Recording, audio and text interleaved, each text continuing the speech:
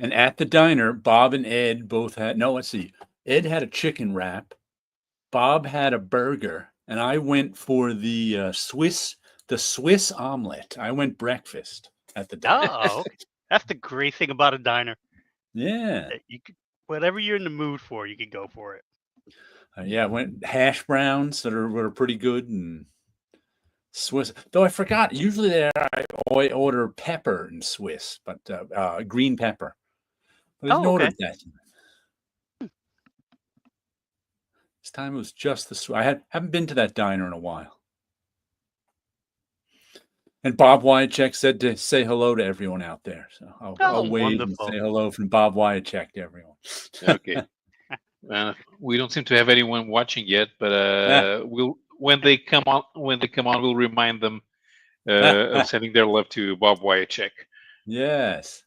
Yeah, I've told this Definitely. story before because Bob Wyachek was the regular inker on the X-Men at the time, and Joe Rubinstein had inked the previous issue. He wasn't the regular inker.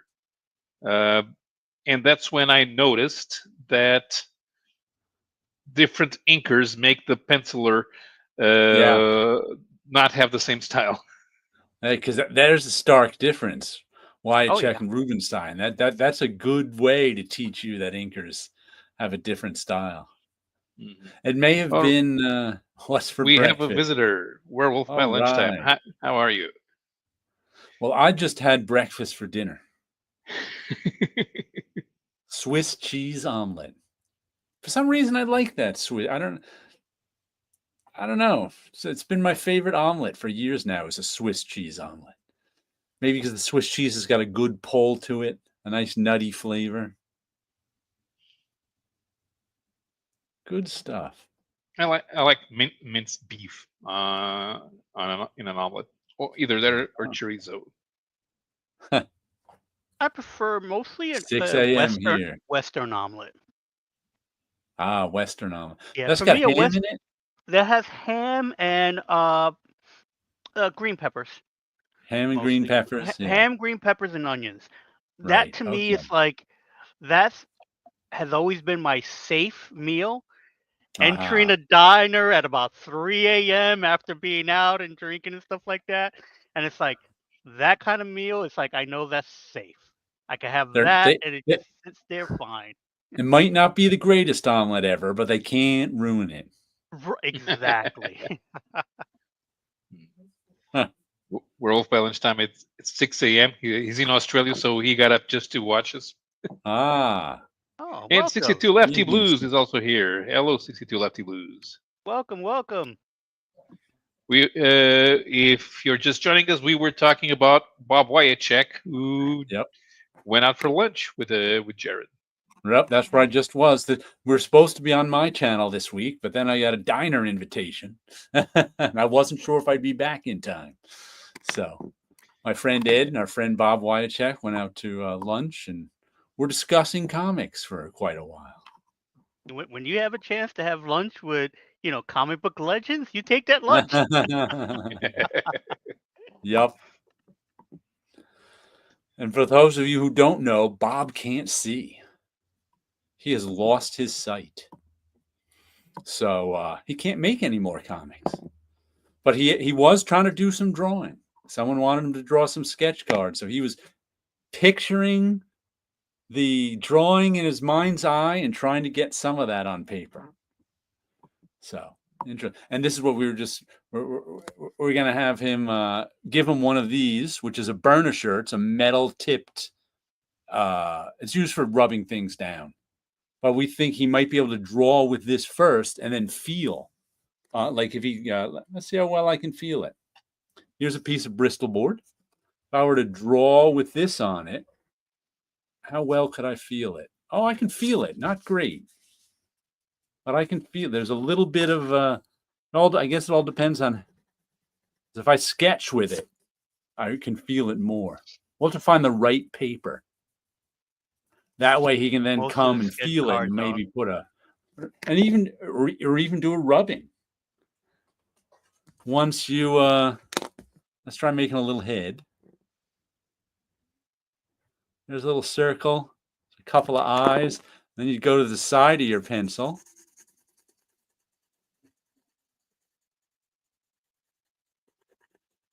Yeah, it's not bad. It's like you're a detective in one of those TV shows trying to see what the note says on the second piece of paper. You can make a rubbing with it. Oh, nice. Yeah. So we're going to give him some tools and see what he can do. Yeah, we can. Bob can become negative space artist. Okay, Tit Goblin is here. It's too hot and humid tonight to have the damn chain conversation again. Well, there's only a 47% chance of that happening. Mhm. Timmy Wimey Limey is here. Hello there. Hello, Captain Timmy What's Wimey a Limey. drink? Yes, he has a definitive answer to your question from a couple of weeks back. What was the question? I don't remember. I ask a lot of questions, so Uh-huh. we'll have to. Well, Timmy see which Wimey one Limey that can go back in time and figure out what the question was, and then Since give he's us got the answer. the answer, he must know what the question is. That's what I Well, figure. he has the answer. We have to figure out the question, which is how the Jeopardy. What is? 47. No, that's the answer in the form of a That's question. an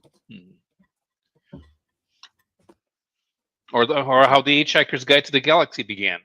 The mice figured out the answer to life, the universe, and everything. They just didn't know what question to ask. 43, right? Or 42? 42. It's 42. 42. I said that out loud and it didn't sound right. Mhm. No, 43 is the number of NASCAR racing legend Richard Petty. Ah. You have to be into cars to know Sure. these things. My sister was just telling me about, what was she just watching? There's a new Dale Earnhardt Jr. documentary on, I think it was. Mm. She was watching Dale somewhere. Dale Earnhardt Jr. has never done anything worthy of having a documentary after him.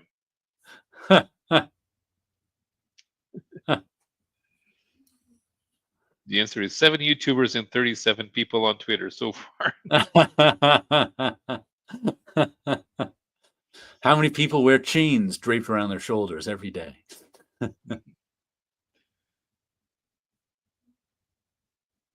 Mm-hmm. And what about? Oh yeah, I wanted to ask, how often do American comic book professionals get recognized for their contributions to American culture?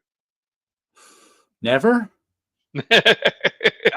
Yeah, I was afraid. I'm pretty sure once or twice one must have Yeah. been recognized. Maybe comic strip artists like Charles Schultz, but I was going to say, depending on the time period, comic strip artists were respected is probably a strong word, but I think that's the closest thing I can think of, where they were, newspaper articles written about them, but oh they were yeah, very much hometown boy does good type articles.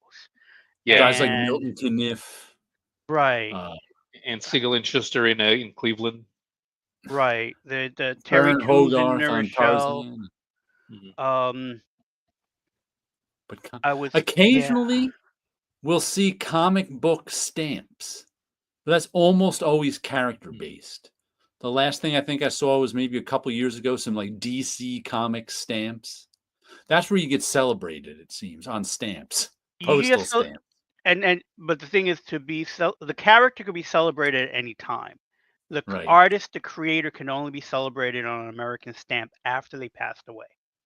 Ah, You okay. cannot be put on a stamp if you're still alive. Again, weird kind of stuff. Now, I would say there are more places now to see comic book art. Not necessarily celebrating the artists themselves, but we've had more art shows lately. The Society of Illustrators. There was a celebration of John Romita Sr. before he passed. It was still it was a big celebration of him. So there was original artwork there. Ever since that show, there's been more and more shows that are celebrating comic book art, and then some artists, like I think Jim Lee had a show there, but it was, I think, packaged in with the Batman. I think it was more of a Batman celebration and had Jim Lee art. So I'm mixing the celebration of Batman to the celebration of Jim Lee. I don't think there's been not like there are in other countries. And I also think when you mentioned the Society of Illustrators, I think the Society of Illustrators has come around to the fact that comic book artists are probably now more popular than illustrators. Yes. Because, when the Society of Illustrators was started in the early 100 years ago, illustrators were rock stars. And I don't think, they had much to do with comic book artists through like the 50s and 60s, probably into the 70s and 80s. But as illustration kind of waned, comic book artists got more cachet at the Society of Illustrators. Yes. The question was, who cares about Total Recall? This week is the 35th anniversary of the release, hence the answer. He is still upset that we don't care about Total Recall. It's not that we don't care about Total Recall. It's just that I don't care about Total Recall. Well, I don't mind watching it if it's on TV. I'm not going to go after it. I have not seen it since the first time I watched it. Oh. Outside the last 3 decades, Stan Lee is really the only person getting the outside credit for the overall industry. Yeah, right. He is still the only one that really gets recognized by people. We laugh because in America, the only publishing company that exists is DC Comics, and it was all written by Stan Lee. That's basically American comics in a nutshell. It's just Stan Lee is the only comic book person who was real world famous. Yes. Well, in America at least. In America, yeah. Right. As far as American concerned. Yeah. Bob says you can get put on a milk carton if you go missing. Well, that's how famous a comic book artist can become, I guess. Well, Bob, you should want the comic book artists to get famous so that their slabs are worth more. Eric P says Charles Schultz, Bill Watterson, Jim Davis, Gary all Trudeau. comic strip guys, right? All comic strip guys it's who always are the famous for that one thing, because because it's that name recognition. I saw a post today how people want to, or there's an artist who wants to boycott some books that he was on because he's not getting any royalties from it, and because Dark Horse is putting out a book from, I think, Miller. I forget which book it is, but the colorist didn't get paid or isn't getting paid royalties. And there was like a start of a Twitter fight that just never happened because one of the guys doesn't have Twitter, so he can't have the fight there. But even the publishing company doesn't necessarily credit everyone who works in the book. And then I noticed this when people do reviews of the books or they do press release, usually if you're lucky, the writer and artist will get credited, and then that's it. But most of the time it's advertising the title of the book and the publisher. Minneapolis has statues of Charles Schultz. Oh, nice. That makes sense. It's Charles Schultz after all. Yes. Just about Mignola making Monsters Duck on YouTube for free. Well, okay. And Frank Miller has gotten a lot of kudos from. Frank Miller has gotten recognition very, very on and off, and more off than on. I mean, he may have been famous for like 5 minutes. And he's famous because of the movie makers who are fans of his. Mm-hmm. Yeah. If they weren't fans of his, no one ever know it. That they want Frank Miller around. Hello, Tim, the comic collector. Question: are there any famous comic strip cartoonists anymore? Anybody Nowadays. from the 21st century was as famous as those guys? No, because of newspapers diminishing. Right, because newspapers diminishing. I couldn't tell you what a modern comic strip is. 'Cause They're I mostly haven't read a legacy newspaper. strips. Right. They're not Peanuts doing is in anything new. repeats. Doonesbury is in repeats, except for Sundays. I think a good number of normals not in the world of comics might recognize Robert Crumb. I suppose I wouldn't say that I don't know. they're Not normals. They are they may be artistic people outside of comics. If I artistic were to people ask outside, anybody in and my if I were to ask anybody in my family who Robert Crumb was, they wouldn't know. no, he's recognized by fellow comic artists. The fact that he was on David Letterman a bunch of times. Was it Robert Crumb or was it No, you're thinking of Harvey Peacock. Harvey Yeah. Peacock? Okay, and that was more of like I feel like the Harvey Peacock episodes were more of like to make fun of Harvey, not necessarily celebrate him. That's why So he stopped going on. yeah, so yeah, Crumb gets maybe credit for Fritz the Cat type of stuff. Keep on Culturally, trucking, people might recognize. yeah. So But they'd there's have that. no idea that an artist drew it. They'd be like, "What? Right. Somebody Yeah. drew that? It didn't just always exist?" Yeah. Mignola created an empire. That's debatable. Yeah. I'm not sure that people. Hellboy was not a successful franchise in movies, and I doubt that anyone knows who that most people paid attention to who the original creator was. Yeah, he was lucky to do a Disney film. It doesn't really look like his art style. He created a minor empire. You know? Yeah, Not the Roman Empire, I but would not dismiss the work that he's created. no. He was Right. able to find something to, that his style worked with. Of and course, more, but and more power to him. Mignola is famous among comic people, not in the Yes. real world. Art Spiegelman. No. Yeah. Again, the artist. We all love him Yeah. because of what he created. He got his book to many places. Even despite the fact that there's so many people trying to get rid of his book. Well, I still recall him. Yeah. It works either way for me. And why not? Alan Moore. Alan Moore was never real world famous, not even in the UK.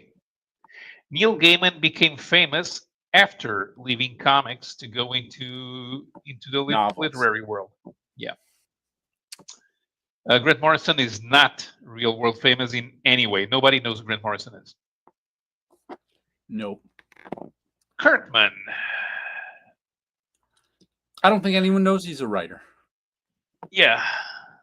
They may associate his name with Walking Dead, but I don't think Kirkman's known as a writer. And he's got more of an empire than Mike Mignola. Yep. Our chickens there's his own set of postage stamps. Yeah, but he would insist on drawing them himself and get paid for it for doing them, And to the scale of the postcards. and to get paid for to be paid for autographing them. Hellboy universe, movies, video game. Yeah, but that doesn't make him world famous, nor does it make him celebrated as an artist. I would argue with that is that Hellboy is more famous than Mike Mignola, where Stan was as famous as Spider-Man at a time. Right. If we're to compare, so yes, his legacy is set. What he created was amazing, but at the same time, you see Hellboy, the most commoner will not go, oh, that's a Mike Mignola creation. Yeah, I mean, how many people in the world are fans of the Teenage Mutant Ninja Turtles? A lot. How many of them have ever heard of Kevin Eastman and Peter Laird? Yeah, not many. Look, and since even when I was a kid and the Teenage Mutant Ninja Turtles showed up in the movie and the cartoons, I was not aware at the time of what indie comics were. I did not know that they came from comics. I might have noticed Eastman and Laird's name in the credits in the cartoon, but it was not like I knew what Filmation was and I knew what Hanna-Barbera was, the studio, not necessarily the people. To me, even though even though they were artists, they were artistic. What got their name there was the fact that they owned the studio, not that they were artists. So I would even say that the actors who were in the Teenage Mutant Ninja Turtle movies are more famous than Eastman and Laird. Whoever played April O'Neil, I don't even know, is more famous than Eastman and Laird. But the original question: did any American comic book professional become celebrated for their cultural achievements? Hergé is celebrated in the French-speaking world and a little bit all over the world for creating Tintin. But it's not something that translates into America. Most Americans have never read a Tintin book. They don't know who Hergé is, but what's worse is that they don't know who the American comic artists are. Right, because it's like, how do we even measure their creation to be part of the American culture? I guess it would be awards, and Stan did win. Was it the Presidential Freedom Medal of Freedom? He got that. So that was the last comic creator. We couldn't even say comic artist. Last comic creator in America to win something for cultural. I don't know if there's anyone else, because we can't even say Eisner winners, because again, that's a small niche. I would have to say too. What was her name that I gave last week? Where's my notes? Oh, I don't recall her name. Just the fact. And Mobius is not famous in France, although he's the object of study by people who are not into comics. But still doesn't translate into Americans getting the same recognition. Alan Moore has had several UK TV documentaries and talk show panel appearances. Once again, we're talking about the US of A. Yeah. It doesn't matter how many appearances he made in the UK. Yeah. And here's the thing. The King Charles is not going to call Alan Moore and ask him if he wants to be knighted. So he's not going to be celebrated in the UK for his cultural achievements. This is how disassociated comics are from American pop culture recognition. The woman who just won a Pulitzer Prize for her comic Feeding Ghosts, Tessa Hulls, no one's ever heard of before. It was her first comic and her only comic, graphic novel. We've never heard of her before. So the fact that somebody completely unknown to the world of comics can win literature's biggest prize just tells you how out of touch comics are with, the rest of the culture. It's like, can you think of any other industry where that could happen? Like, if a movie no one had ever, if someone had won an Oscar in a movie that no one had ever seen before, which are that would be most of the Oscar movies. When you sit there and they give you the list of Oscars, right? That couldn't even happen with an Oscar movie, because these people don't even know they won the Pulitzer until they call them up and tell them they won it. Imagine if they said, Wilson Ramos won for Best Actor in a TV show this year, and you'd be like, the whole world would be like, "What? Who's Wilson Ramos? We've never heard of that movie. We've never seen." I'd be like, "Wait, which movie was I in?" But that could happen. That could happen in comics. Yeah, most famous Canadian cartoon, Dave Sim. Dave was big deal in Canada for a short period. How likely is he to get a medal for contributions to art? McFarlane is more probably famous worldwide. That's not what being famous is. Todd More McFarlane is not famous famous. for toys than Yeah, Todd yeah. I McFarlane's don't. not famous at all. Nobody outside comics knows who Todd McFarlane is, nor would they care. Does Frazetta count? No, because no one knows who he is. He's not a comic Fraz- guy, really. He's an illustrator, but people barely know who illustrators are. Mhm. In his heyday was the 60s and 70s. Yeah. Okay. It, No, the question he posed was about the US of A. mhm. Yeah, The yeah. original, yeah. It was a specific question Think because artists is all the way back celebrated 10 everywhere minutes else. ago. Yeah, and I asked that question because today a Portuguese comics artist was given a medal for cultural merit by the mayor of Lisbon. The thing is, most people in the country don't know who he is either, but at least the mayor gave him a medal. Right. So even if comic book artists are not famous, you'd think that the governor of their state would want to recognize their cultural achievements. I mean, it's a photo op. Right. Yeah, I felt more as a celebrated artist outside of the United States when I went to Africa. And there was FIBNA, which I don't even know what the acronym was, is Africa's Comic Con. It's um, their main, they're like the San Diego Comic Con. That's their big con. And America comics were celebrated as the guest. So that just meant, we had a bigger spot in the auditorium. We had a larger tent. And so we got to showcase artwork, but we were there to represent all of America. And that actually, I felt more as a celebrated comic book artist outside of my own country than I ever did in my country. Rob Liefeld had Levi's ads. That was, Yeah, but that was again, the one-time thing. Yeah, that's a one-time thing that, and it's not recognition for his artistic contributions. Well, exactly. yeah. Will Here's Eisner, the if you're old question that enough, no one knew who Will Eisner was.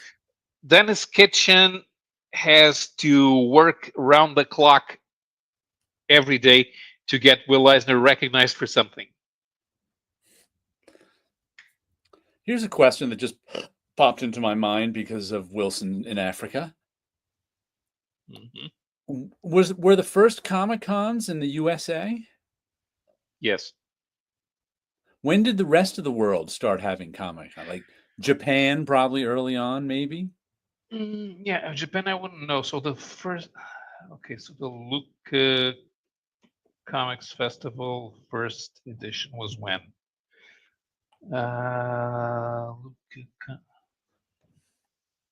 I couldn't even tell you. I know I researched it 20 years ago when I was trying to figure out what was maybe the first comic shop, the official first Ah, comic book shop, and is it still around? And that kind of led me into the rabbit hole of what was the first comic convention and stuff like that. But it was more of a like research that I was doing on the internet for because more of my I own curiosity. So I never wrote anything down, Okay, I unfortunately. was so going to read the about the these. first Luca Comics Art Festival in Italy was in 1966, and I think that's the oldest one in Europe because it Okay. predates Angoulême in France by 8 years. Phil Schuling's first Comic Con in New York was what, 62? Yeah, they were early 60s, I remember. So that's not too long after. Well, it's this would have if there was cultural interest, this would have happened whether Marvel and DC liked it or not. Yeah, this would have happened before then. But that didn't help. Right. Yeah. Marv- Yeah, because the other thing Presented, too, you have to remember about like awards and stuff like that is that you have to have someone apply to get the awards. Depending Yeah. on the award, someone has to submit it, and a lot of companies don't. Yeah. Frazetta did some comic strips and comic books. But if he but were ever to be it's recognized for his cultural achievement, it would be illustration. No doubt. I No, scrubbed back there. Not even in the UK, Paolo. If you want to correct me, try harder. What? Alan Moore is not relevant to UK culture. You, unless you can prove to me that he is, that he's been recognized by somebody outside of comics for his contributions to British culture. I'm not going to believe the. It's not even a question of being famous, because that's not a question that I posed. It's whether they were recognized for their artistic contributions To culture so that in general. yeah so that requires In some some formal way, hopefully, even informally would be nice if you could point to informal ways. a mayor, a governor, the president, or at least a university naming something after them. But just being famous for creating the characters which are used in the cartoon, no. Because it's the characters that are famous. Right. That's what everybody loves. Alan Morrison is no. Wayne Rooney is famous. No, Wayne Rooney and the Spice Girls are famous in the UK. Alan Moore is famous is famous among comic book people.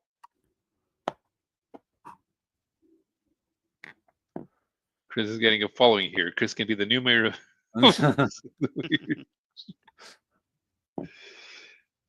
Has Robert ever had no, of course he hasn't. No, nobody's ever given him an award or a medal or a star in the Walk of Fame. Key to the city. Yeah, that would work. How many keys to the city are in the hands of comic book artists? Not many. Right. If you look at the time period, each decade as artists that were known more in their time than they are now. Yes, but that's never happened with comic book artists in the United States. Not in that sense. Mickey Spillane. Mickey Spillane sold a lot of novels, and that was where he was known from, because he did not sign the comic book scripts that he wrote. And even and I won't say that he would be recognized, because it's the type of literature that city officials don't care about. So he wrote detective novels, big deal. Not that they didn't sell a lot of money, especially because Mickey Spillane knew exactly how to make money out of doing pop culture.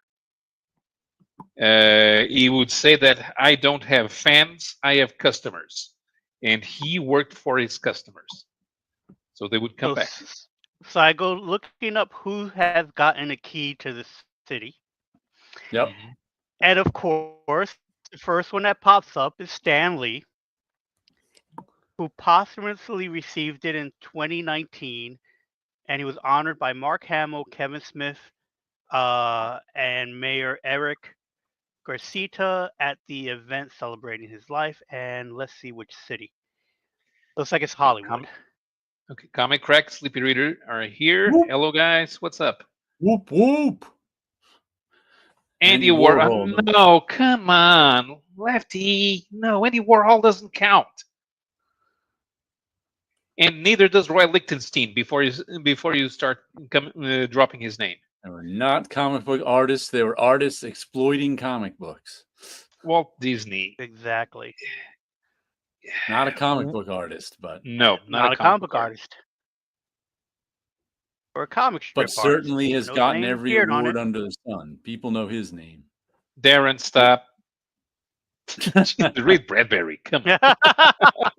Everybody's reaching. Okay. Americans, unfortunately. Ray's stories have been adapted to comic books with and without his permission. Nah. So yeah, you don't see this, and apparently nobody cares.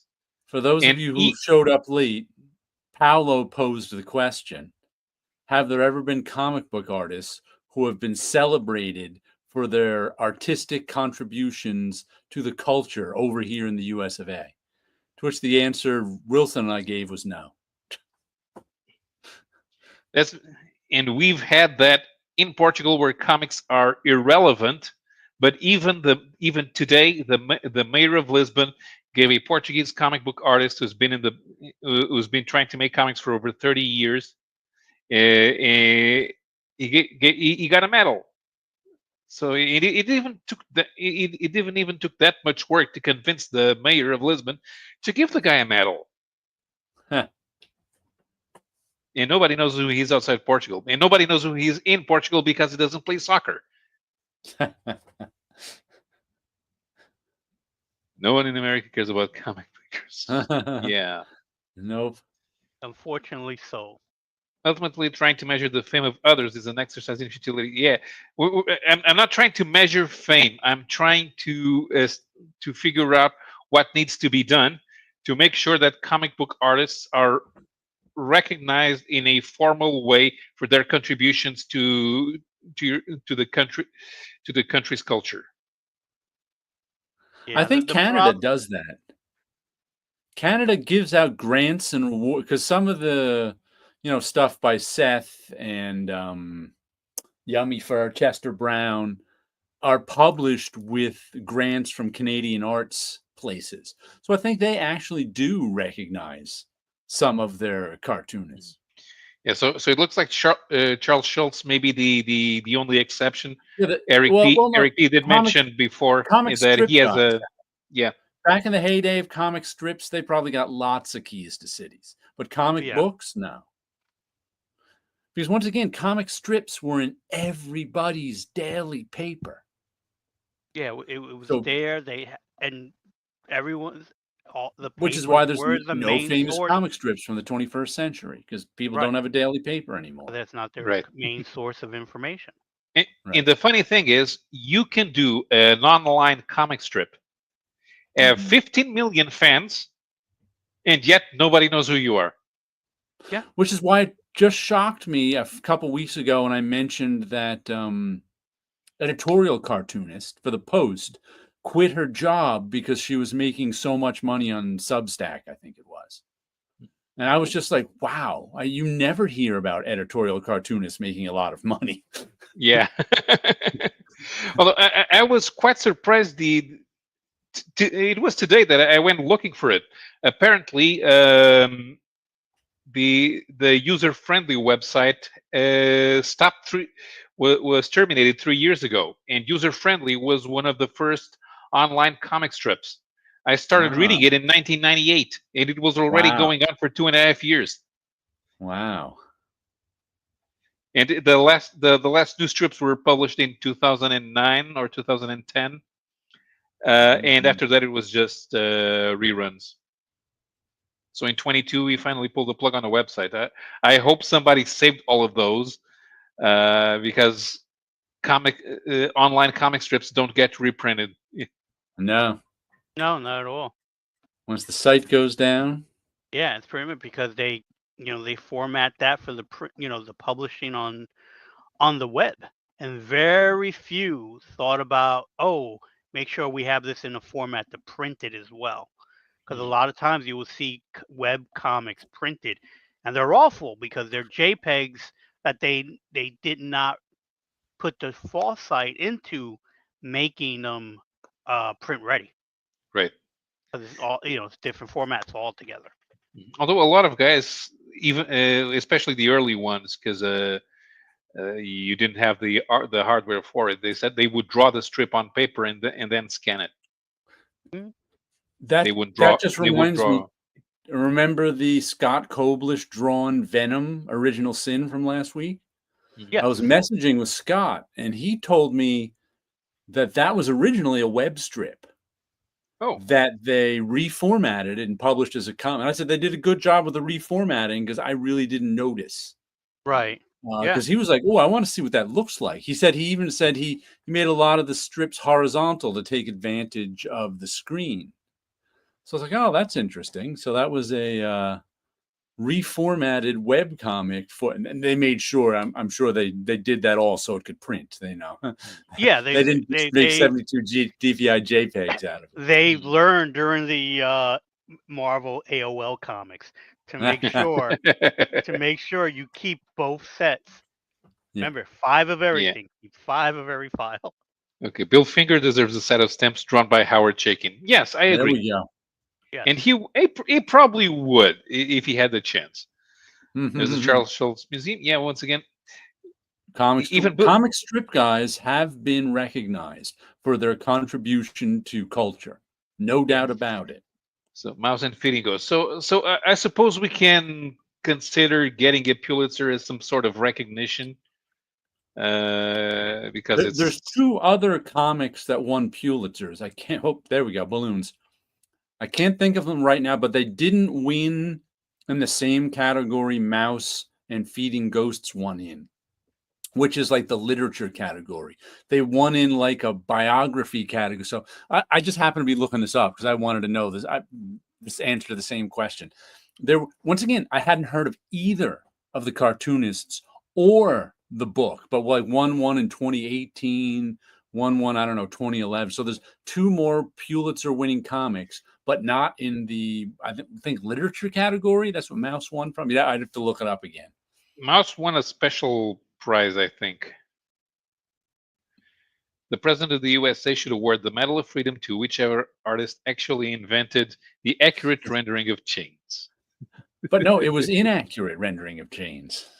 It was a graphic design element. That's what was invented. Tim Dublin was going to add a whole bunch of Canadian comic stamps to your package, but he couldn't find But them I in couldn't on find them time. in time. There's a bunch of grants and recognition for comic makers here, but it's all Yeah. internal.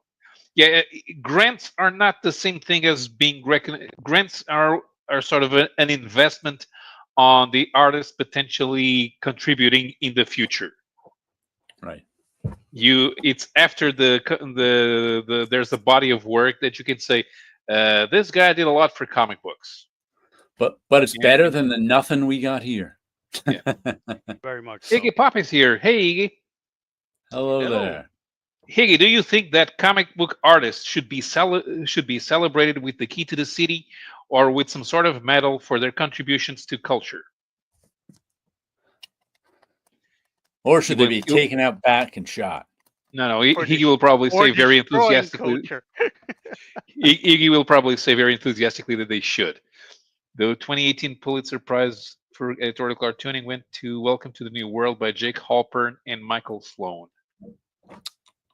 In the 2022 Pulitzer Prize for illustrated reporting to I Escaped the Chinese Internment Camp by Famida Azim, Anthony Del Cal, Josh Adams, and Walt Hickey, published in Inside. That's probably a magazine.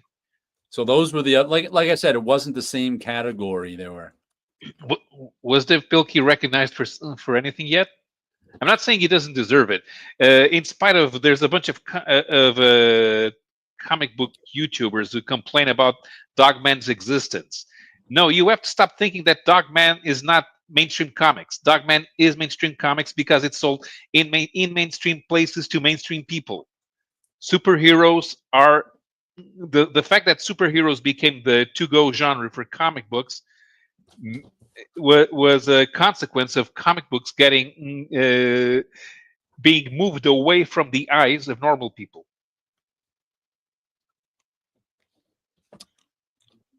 The inaccurately efficiently stylized rendering of chains. If I should get the medal. Yes. March Book 3 by John Lewis, Andrew Aiden, and Nate Powell also won a bunch of non-comic awards. All right. Yeah, that's the other problem that we have, is that those of us who are into American comics, we are so stuck in our own perception of history that we do everything from the point of view of superheroes. Even those that are not into superheroes, we all do things from the point of view of superheroes because they're the central core that binds us all together. I would even say a little bit more than that. It's like all of our stuff is comic shop stuff. Like all the stuff that's winning these awards isn't comic shop stuff. Right. It's mainstream bookstore stuff. Right. Which seems to be completely different than the comic shop stuff. If I can't order it in my local comic shop, I probably don't know it exists. And I look, as you know, by all the comics I show up with every week. I look for new stuff all the time. And then they're published by publishers that are sending those out to be looked at awards Yeah, outside of comic book related award stuff. right. You All the know, publishers who publish them know the ins and outs of winning those awards, or at least right? applying for those awards. Hmm. Mhm. Yeah, because one of the main things to get the award is to apply for it. Right. Yeah, because some of these awards are not looking for your stuff; they're Yeah. taking No. submissions. Yeah, And even what we do over here with our comic book awards, the people who organize those awards, they try to be the ones who look for the comics instead of having the comics be submitted to them. Right. Because nobody wants to look stupid by overlooking something that should have won. The Even Van if Gogh. they're not going to vote for it, it should at least be nominated. That's called the Van Gogh effect, by the way. When people are people like whoever, like in the know, like people looking for awards, are afraid they're going to overlook the next Van Gogh Mhm. and look stupid in hindsight. Yeah. Doesn't mean they're not going to overlook the next Van Gogh. They just don't want that to Right. happen. Uh-huh. now we're Would a, going lo- to say who's the would a lot of main. mainstream recognition ruin comics? No. No, not at all. Maybe. No, it wouldn't. I don't know. Yeah. But Here's what I think. If there is a type of comic that can appeal to the masses, it's easier to create comics that don't appeal to the masses. Okay. I think I know what you mean because it makes the pie bigger Yeah. and you can see it. Mhm. It's then you become aware of that pistachio pie that's in the back of the store. You don't eat it because it probably tastes disgusting, but you know it's there. But somebody who is into pistachio will go there and will try the pistachio pie. Because all the pie makers know to make apple and pumpkin, Exactly. and that'll Yeah. keep them going indefinitely. And what we have in America right now, they stopped making apple pie and pumpkin pie. They're still making pineapple pie, but it's the only thing that's selling. Right. and we all know cherry pie is the best. Yeah. And even the Cheese pineapple pie pie. people are complaining that the pineapple doesn't taste the same, and they're buying a lot less pie and say that they just want the pie to taste the same thing, the same way again. Yeah. They remember So when they bought that pie when they were 14 years old and it was the best pie ever. How come they Ever. can't get Yeah. that pie now? Mhm. exactly. Graphic novels are the winner. Yeah, in events usually, and there's a reason for that. It has to be a finite story. You can't do well. You should be the Spider-Man is the best. Should be get a Pulitzer Prize for being an ongoing title. That's not going to happen. It doesn't even make sense. Could you even, let's just say, you were looking for, I don't know, the Pulitzer Prize or whatever prize. Could you even try to get like whatever that 40-issue Batman Catwoman story was that went on for like, in an omnibus, 40 issues, but it came out over 4 years. Would that count? Would you be able to win the 2025 Pulitzer Prize with an omnibus where half of it came out or 3/4 of it came out in 2022, 2023, I don't even know. Yeah. I Yeah, couldn't because we even didn't tell have you. awards when novels were serialized. Yeah. Yeah, I don't know. Are there stories that would win that kind of because there were like Demon in the Bottle for Iron Man won an award. I forget which one, but it did. Within the comics themselves, yeah. So you have stuff like that where a story could win an award because it's a full story kind of a thing. But I don't know if something that's like a national award who Yeah. could win something like that unless it's a graphic novel.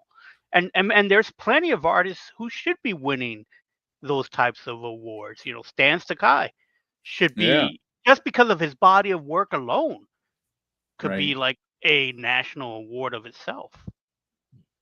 I love looking. You don't look stupid, timey wimey limey. You just look eccentric. It's the fact that you're using a picture of Patrick McNee. I don't know. I Who think was if you want to look stupid, John Steed shouldn't be your yes. Mr. Bean instead. Mhm.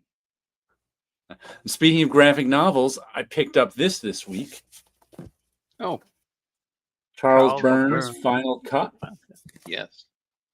And the reason I picked it up is because it went on sale on Amazon for 54% off. Of course, it came out a few months ago. Of course, it was on my wish list this whole time. There was no doubt I was going to get it. But I think the $34 is the price tag on it. So, and that's the one thing about buying things as graphic novels, collected editions, is I'm never in any rush to get them because the price almost always goes down on them. Unlike comics, where the price only goes down after you buy them. Your $4 comic is now worth 25 cents once you get it out the door, but you can't buy them for that. It's like these always go down in price. It's kind of like, I don't know how the business keeps going, but I saw this was on sale for 54% off, so I said, all right, I'll pull the trigger on it and get it now. But it's Charles Burns. I just started reading the beginning of it. I haven't gotten into too much. I think is another story about teenagers and alienation. That's what he specializes in strange, creepy alien. The alienation he has is literal and figurative. Let me put a better bookmark in here. But I'm a fan of his artwork. You know that Charles Burns was given the key to the city in France. That figures. And was it this one that was published in Europe before it was published here in the US? I think it was this one, yes. Okay, so yeah, he's getting lots of recognition in Europe. Yeah. Awards start to cheapen the. No, I mean we're not dishing out awards for that guy who did that issue of Marvel Comics Presents once. We think that people who are on the caliber of Joe Kubert or Jack Kirby, or more recently Frank Miller and John Byrne and Alan Moore should be recognized for their contributions to culture in general, and not for doing comics. So it's not. Besides the notion of the starving artist is romantic, but nobody actually wants to go through it. I can tell you now, no, it's not fun at all. And I'm obviously not starving, so I don't think the starving artist thing is true. Struggling, I believe.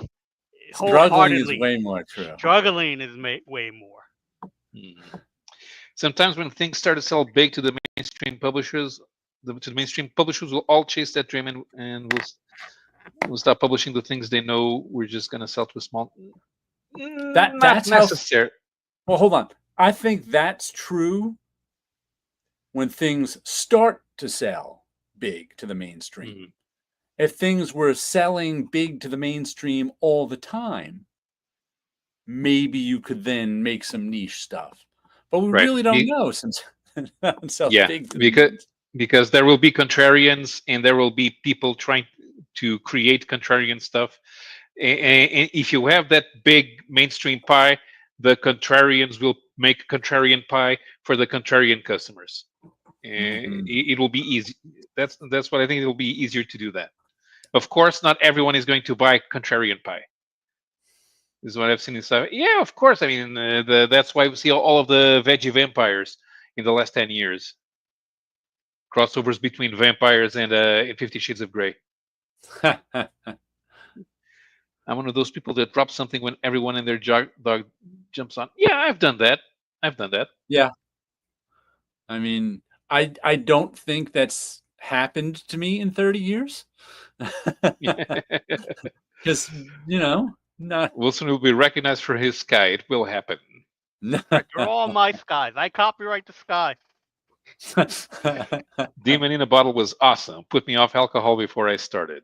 I didn't carry it either way. Here's the thing. I got into auto racing at the time when every car was sponsored by a different cigarette brand, and I've never tried a cigarette in my life. So, like, whatever happened to the Man of Tomorrow is the kind of single issue that could win an award. I Yes. don't know if it would win an award outside comics. Yeah, because Certainly you know win that an award genre. in comics. Yeah, here's another thing. The people who are afraid of missing out on the next Van Gogh are usually dismissive of genre fiction. Yeah, they're dismissive of But the next Van Gogh. the question is not. And here we go again, seeing things from the prism of the superhero comic. We're not trying to get people to buy superhero comics. We're trying to get people to recognize comics. And if they recognize comics in general, it'll make it easier for comics everywhere. The superhero is not the be all and end all, and it's not the objective should not be to try to sell superheroes to housewives. Housewives are That's not like, going to. when we were talking about masterworks and what would be a masterwork in comics, I think I said this then, one of the realizations I came to is that Watchmen would never be seen as a masterwork sort of outside comics, because most things that are masterworks that are outside comics are about the human condition. And Watchmen is about the superhuman condition. And the outside world just really isn't that interested in the superhuman condition, unless they're having fights on the big screen. Then that's always fun. Right, but it's not award-winning material. Right. I was a starving artist, and I got recognized and rich. Then I blew everything on caviar and women, and now I'm starving again. Well, yeah, I mean, if you had gotten tuna and that nice lady who sells you cherry pie in the diner, you would still have money. You might not be rich anymore, but you could still buy some tuna. Burns, he was awarded Pew Fellowship in 1994, and he showed at the Pennsylvania Academy of Fine Arts in 1999. That's cool. That's the type of things that we need. And we need to hear about them more often.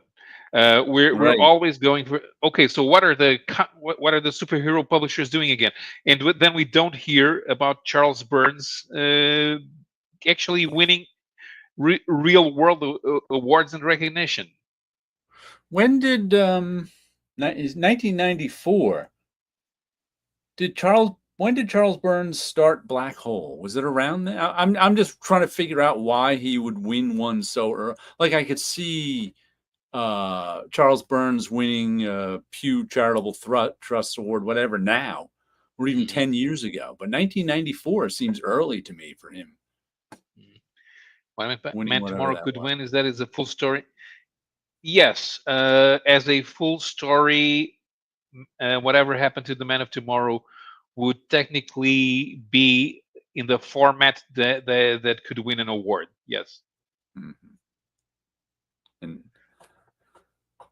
I couldn't even remember where that joke originated. You copyrighted this guy was the joke. How could I have forgotten that? The classic foolishness. That came from me talking about taking photos of the sky and putting them in the background of some of my comic books. And at some point when we were talking about it, I happened to say my sky as if I copyrighted the sky. That's where I believe the joke originated. Yeah. So no Winsor McKay either. It may have been recognized at the time. But at his comic time, strip guy.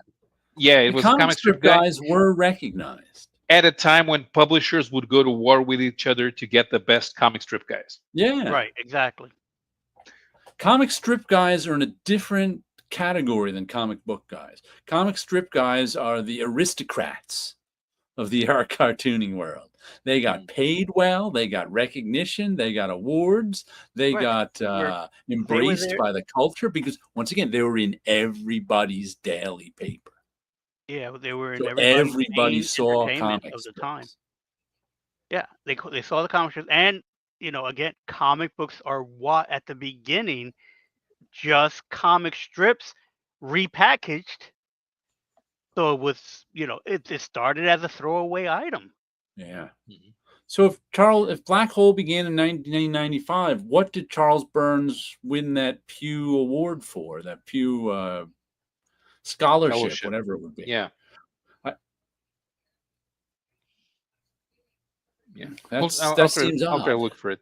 Yeah, I'll try to look for it in another day because I can just look it up on, or can I?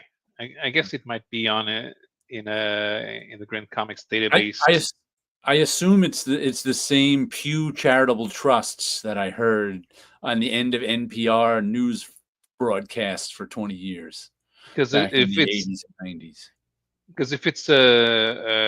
an award for to get started, a prize for getting started, it's not really what we're looking for here. Yeah, It's like the according to Zerika. It's like I the would Zerika I, Award. I wouldn't even think it was an award for getting started. it doesn't specify what he won. It just says Charles Burns, visual artist and graphic novelist in 1994. Okay. Huh. All right, Louis. Michael is here. Hey, man, how have Hello you been there. doing? Welcome. Haven't seen that guy in ages. Just so you know, Wilson, Wilson, I've been saying Wilson Sky for I've been saying Wilson Sky for a good year or so. I'm sure whoever is around me just shrugs it off, but I just say Sky now. Wilson Sky. Yeah. You can have a regular sky or you can have a Wilson sky. We need to get that trademarked.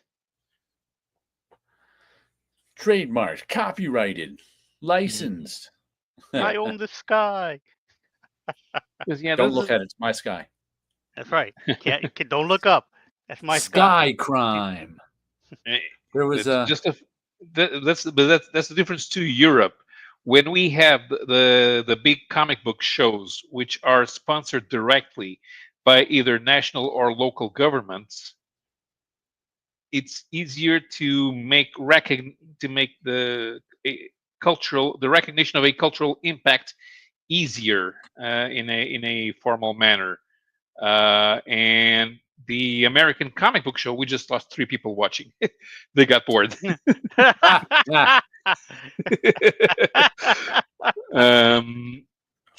The American comic book show has always been about selling old comics out of a box. Mm-hmm. That's not what we do in Europe, because it's mostly about the art exhibit. And I guess America needs more art exhibits. Mm-hmm. Well, I got 7 comics this week. All Not right, bad. let's see comics. Let's show you a comic. Well, the first one up, I've been enjoying these covers a lot on Plague House. I don't know, just the combination of the screaming faces and weird positions with the houses on top of them. And I like the way the logo just kind of bleeds off the top. And I've just been liking these covers. I think it's good imagery. And this one, the story was, this is issue 3. Michael W. Conrad is the writer, and David Chisholm is the illustrated and lettered by. And the story was kind of coming together in this one, in that this is the story of these 3 ghost hunters who had like a internet TV show about ghost hunting that was getting a little traction. And every now and then they were like, they'd run into a real ghost or something. So it turns out the houses that are haunted by ghosts want their vengeance. So they've been haunting the lead of the show. He has to go out and kill the people who killed the ghosts, who killed the people who became ghosts. So it's coming together now as this weird horror story. There's a nice haunted house coming after that guy. So this guy who's the host of the show has to hunt down the people who are responsible for making these ghosts and kill them in gruesome ways. And he's not happy about it, but he's doing it because it makes him happy. It's kind of crazy. But it's been a fun comic. And once again, this this week I got an issue 4, issue 3, issue 2, issue 4, issue 3. So it's like an issue 30. Like here's Radiant Black is the only one that's got a double-digit number. Radiant Black is up at number 34. There's of course, the big space story is over, and now the story is this guy is coming after Radiant Black for things that happened in the big space war. And it's your basic superhero story. Pretty good stuff. But it's like, if I wasn't constantly looking for new comics, I would have one comic this week. And I think that's just kind of the state of indie comics collecting. Might be the state of Marvel and DC collecting for a lot of the time, too. Because they're relaunching stuff either, too. But yeah, if they get past issue number 20, it's been too long. But it just amazes me. I've been noticing that a lot, like the last 6 months or so, is that all the comics I get are issue 4, 5, 6. And then I got to find some new, and I'm constantly trying out new stuff. But it's like, man, it's really a different world reading comics these days than it has been. Even like old standards like Usagi Yojimbo now it's got the legacy number on it, but it's 5, 6 issue minis. So it's kind of weird. Charles Burns was part of Liquid Television. Huh, interesting. Did not know that. Never having watched MTV much. I think getting grants like they do in Canada would be the most significant thing for helping quirky comic book art to survive. Well, the thing about grants is that they are usually given to artists who are just starting. If you're considered a professional, you can't get a grant. Right. That's a very big, broad generalization. There are some that you can look for, but most grants that people discover are for people kind of starting out with a project, like or grants are location based. So you would have to live in that particular city to get that particular city's grant. And then there's different things like that. So there's a lot of homework involved in getting grants, and there's a time period also. So it's like there's certain grants that sometimes you discover, because there are a few comic book related grants, but those are at like a particular time period. And usually by the time you discover it, they just closed. So you got a year to kind of work. One thing I've noticed too about art grants in general, at least the ones I've looked into, is there's more grants that have to do with art organizations and the structure around art than there are for an individual artist. Like a lot of grants are, if you're an art organization who helps out the community, you can apply for this grant. And there's a lot more of that than there is, are you an artist who wants to live? Here's some money. There's none of that. Yeah, and I would be more interested in, okay, so you've been doing comics for 30 years. Here's a medal or a plaque or a bust or your own wing in the local museum, something like that. That'll be recognition of contributions to culture. Eric P., I got 4 comics this week: number 8, 22, 34, and 317. Ooh, not bad. Not a bad spread. Bingo.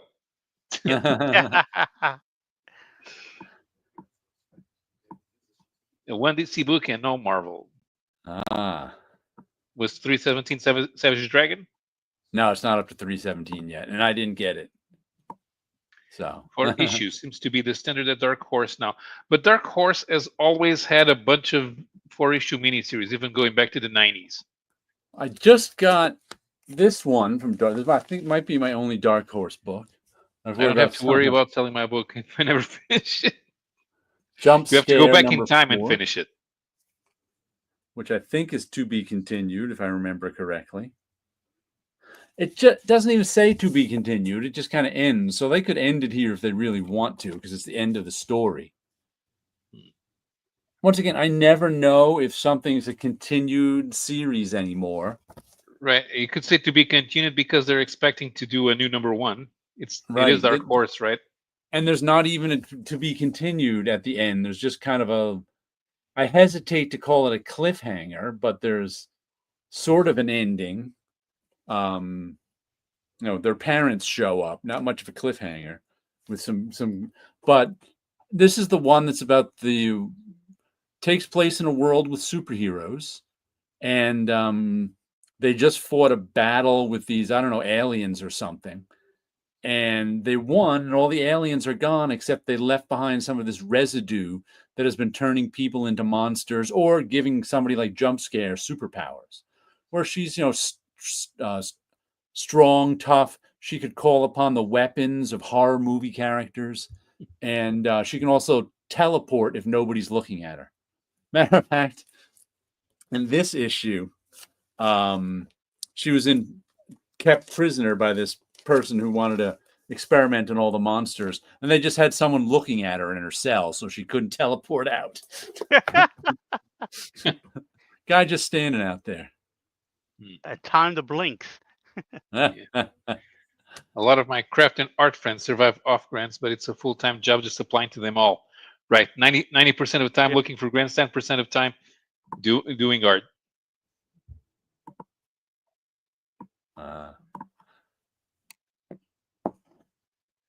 317 was not Savage Dragon. Issue 1 to 155 of that series was published by Marvel. That's not true. So it's talking about a G.I. Joe book?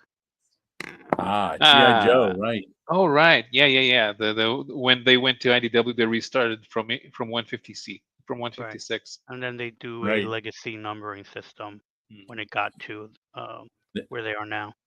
Yeah, they started at 301 at Image in the Larry Hama book. So that's my guess. That was G.I. Joe. Yep, me too. Because I bought G.I. Joe issue 300. You know what my comic book needs? Change. Yes, it does. We want to see that. I can still hear you saying you will never break the chain. Published by Marvel. Chains, came with a CD. And to be set on Mars inside somebody's head. G.I. Joe, Real American Hero, number 317. Did they go to the coffee shop, or are they actually fighting Cobra? Does Eric P. have every issue of G.I. Joe from 1 to 317? Ooh, that'd be nice. But there are omnibuses, right? Of the Marvel years? Oh, yeah. They just put out that big one that my LCS showed me. It came in this big box set thing. And there was like a Cobra version and a G.I. Joe version. Yeah, it was basically their files, which is all the books published. It's the 16th issue from Skybound. Yeah, right now, Skybound is the only thing acting like a publisher inside Image. Yeah. Shouldn't it be the 17th? Didn't the other one stop at 300? And 301 come from Skybound? Right. If it started at 301, if it started at 301, it's the 17th because there were 300 before. 1 through 17 is 17. Yeah, 1 through 17 is 17. And he said 16. That's why I was curious if they didn't start at 301. I only bought the issue 300, I think it was, because I was like, all right. You need to get the silent issue to see if there are any chains in the McFarlane cover.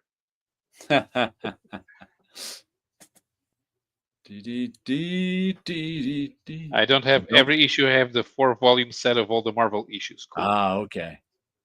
Nice. Lots of Herb Trimpe in there. Skybound started with 301, right? So it's the 17th issue. Right. Skybound. You silly, silly sky. Oh, I happened to pop on to, I think I'm told it's 24/7 Comics, the Terry Kavanaugh Unhinged show. He had Chris Cooper on yesterday. Oh, cool.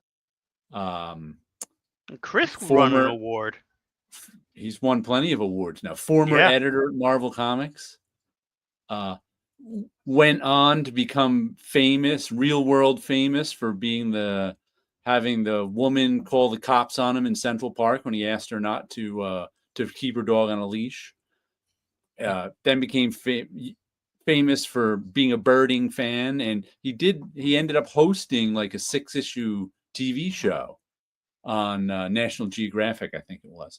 But anyway, he was talking to Terry, telling old stories, and Terry told a story about Sam Keith's Wolverine that I never heard before. First, he didn't want to tell us his name, but everybody guessed it real easily. That's the problem, is that the industry is so small. You'll eventually get it. Do you remember Sam Keith's Wolverine story in Marvel Comics Presents, of which Terry Kavanaugh was the editor? When Sam first sent those pages into Terry, Wolverine was stark naked, showing full frontal and everything. Oh man! Terry was like, "What?" And he said he called him up, and Sam said, "Well, in my defense, the script didn't say he wasn't naked." Amazing. So he made him. He had to send the pages back, and they put like bushes in front of wherever Wolverine was naked. And he said, but he didn't touch up the back of Wolverine. Or so then he just added more hair to Wolverine's butt to cover up his crack. Oh man! Oh man! Wow. That's a good show. Did you know Tom Peyer is the editor-in-chief of Ahoy Comics? I think I just saw that somewhere. Yeah, he was on the Dollar Bin Bandits. Okay, yes, that's where I saw They did it. an interview. Yeah, I didn't see the interview, but I read the headline or the description. Yeah, there's going to be a Toxic Avenger Jesus Christ crossover. Because Jesus Christ appears in the second comic, the Second Coming comic. That'll be an interesting team up. Yeah. And speaking of cheesecake, I've said on this show before, if they put out a comic book of like the best covers of the month, I'd buy it. Instead, we get a comic book of the random covers from the last 20 years from Zenescope. So this is Zenescope 20th anniversary cover gallery. And it's just, lots of their cheesecake comic book covers. It was fun to look through.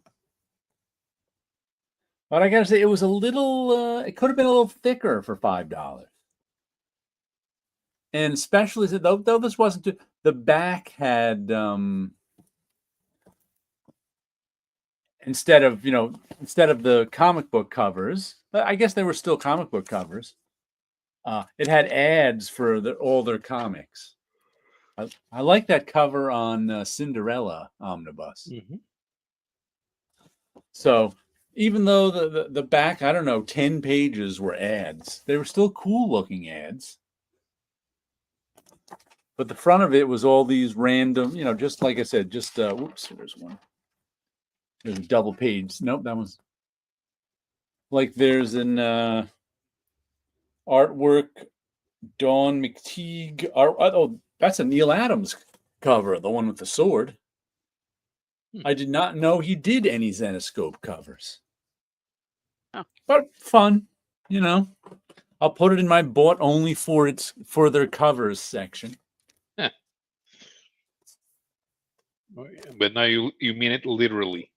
Yes. Have you ever read a Zenescope comic? I have read a few Zenescope comics, not a lot. And they're generally pretty well done. The ones I've read have been fine comics, but nothing that I'd buy on the regular kind of thing. But if you're in the mood for sort of a cheesecakey but serious adventure comic, they're not bad. I really have to say, I'm not against Zenoscope comics. I can't even remember what ones I've read. I've probably read more, bootleg digitally when I was checking them out sometimes than I have actually. I know I purchased a handful of them. How about you? Have either of you two ever read any Zenoscope comics? I bought, what was it called? Tech Jacket? Many years ago. Tech I Jacket think was Kirkman. Was it? Yeah, it was Kirkman. That It wasn't wasn't a, Zenoscope. You might be thinking of no, something different. I Maybe it might was be. published by Zenoscope at the beginning. I No, it think was it was Tech Image. Jacket. I think it was Tech Jacket. And what's weird too is I didn't realize how many issues of, I mean, they've been doing, 20th anniversary, but there was like one in here that said like Grimm's Fairy Tale Volume 1, 250. I mean, the 150, 150 covers. So it's like, wow, that went 150 issues. Grimm's Fairy Tales. Where is it? And then, where is it? Grimm Fairy Tales 100. It's like, whoa, that's a lot. 2014. Grimm Fairy Tales 125. Went 120. And then Grimm Fairy Tales Volume 2, number 1. Then I think we have number 50. Yeah. Grimm Fairy Tales Volume 2, number 50. I'm like, Grimm's Fairy Tales has 175 issues at least? Wow, I had no idea. I mean, I've noticed them all these years, but, when you're not reading them, you don't notice the numbers go by. I was like, that's a lot of issues. I wonder if there's someone out there who has all of them, who's a big Zenoscope Grimm's wow. Fairy Tale Very well possible. I mean, they were collector. popular for a long time. I'm sure I've bought an issue or two because of the cover artist, because I knew the cover artist, and it's like, oh, they're doing this particular issue. Right. Other than that, my only other connection with their publishing is that back in 2014, I was working on a card set, but not directly for them. It was whoever was commissioned to do the card set. So I had put together, I think, a 10 card file 9 times, so 90 cards. And I think it was not like just baseball cards, it was more like a card game thing that was popular at the time. But that's like the only time I really ever dealt with them, and it was not even directly with them. So the artwork was always beautiful, but Mhm. I can't say I've read any of their stories. Okay, I figured out the problem. Zenoscope is a Z publisher, but I read a comic that started with a Z. It was called Zoom Suit, and it was published by Superverse. Uh-huh. Yeah, it had nothing to do with Zenoscope. Ah, if you want any black and white cover copies, you let me know, Pablo. I got a whole box Do you now? of Zoom Suit. Okay. Oh yeah. Here it is. Yeah, you colored it. I colored it, I lettered it, I did the pre-press, I drew and inked parts of it. That is a whole story on its own. And that's where I learned a lesson. If anyone tells you, trust me, I'm a millionaire, you run the other way. Right. You know. I Good. I I have black and white covers, I have alternate covers, I have metal covers. Yeah, I can't even remember why I bought that. It looked fun when I saw it on previews. It was a lot of fun. The story itself is fun. The story itself basically, remember that cover of Iron Man when he's falling and he has the suitcase and the Yeah. suitcase is opening up and he's not wearing the costume, he's Tony Stark. Mhm. What would have happened if he didn't get to put the costume on and it just landed and a kid picked it up? And basically that's where the story goes from there. It was an alien suit, and they were made for gray aliens that are the size of a child. So this kid finds a suit, puts it on, and then the wackiness ensues. It is a fun story, a complete fun story. But it ran 4 out of the 6 issues. It's just not a Zenoscope story. This wasn't Zenoscope. Yeah, no, it wasn't. And it was beautiful because the number of issues published, because they had a bunch of alternate covers. They had a bunch of covers that were, the incentive covers, the chase covers, and stuff like that. And he got a whole bunch of artists to do it. So there was Bob Layton covers, Gene Colan covers. Very much anything Iron Man kind of related was put into this series. So it was a fun series. I actually pre-ordered that Zenoscope once, so I didn't see it on the stands. But I fairly often see Zenoscope comics in my LCS, but I think that's because my LCS isn't particularly big either. I think that's because there's one customer who keeps the store in business by ordering one copy of every comic each week.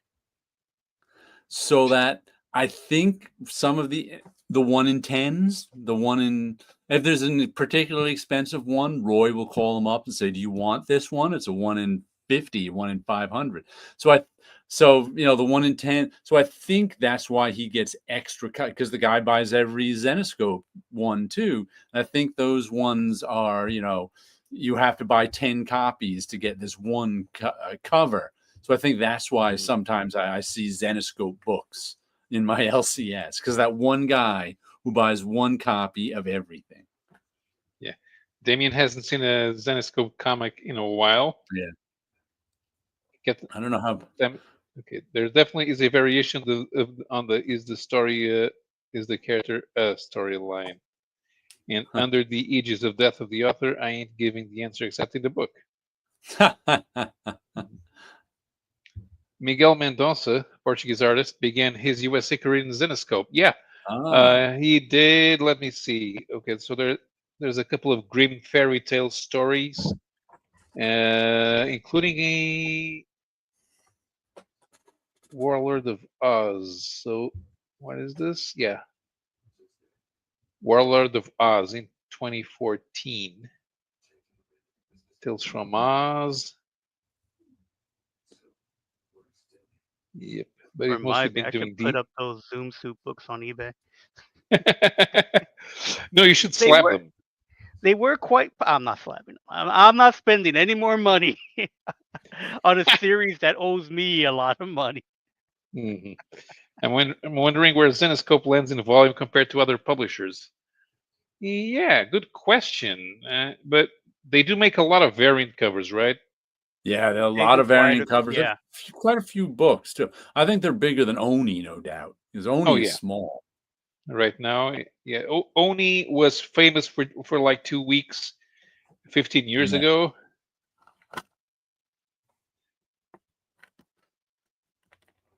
So what they do is a lot of cheesecake variant covers. That's why they take up all those pages in previews. I bought Warrior of the Mystic Realms Hero #1 for $2 yesterday because I was trying to find the titles. Early 90s bullpen memories on that one. Hero #1, is that the Mystic Realms hero? Yeah, Warrior of the Mystic Realms. That's Defiant, isn't it? No, it's Marvel. Is that Marvel UK? No, it was definitely Marvel. Let me remember. Let me remind myself.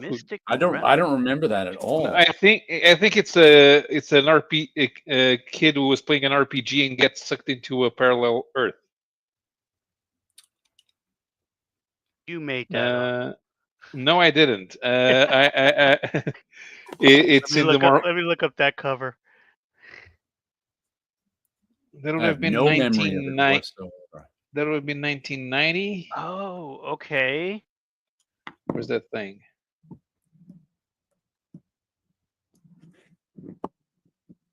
Yeah, I did not buy that book. 19, and I bought everything. So it was 1990.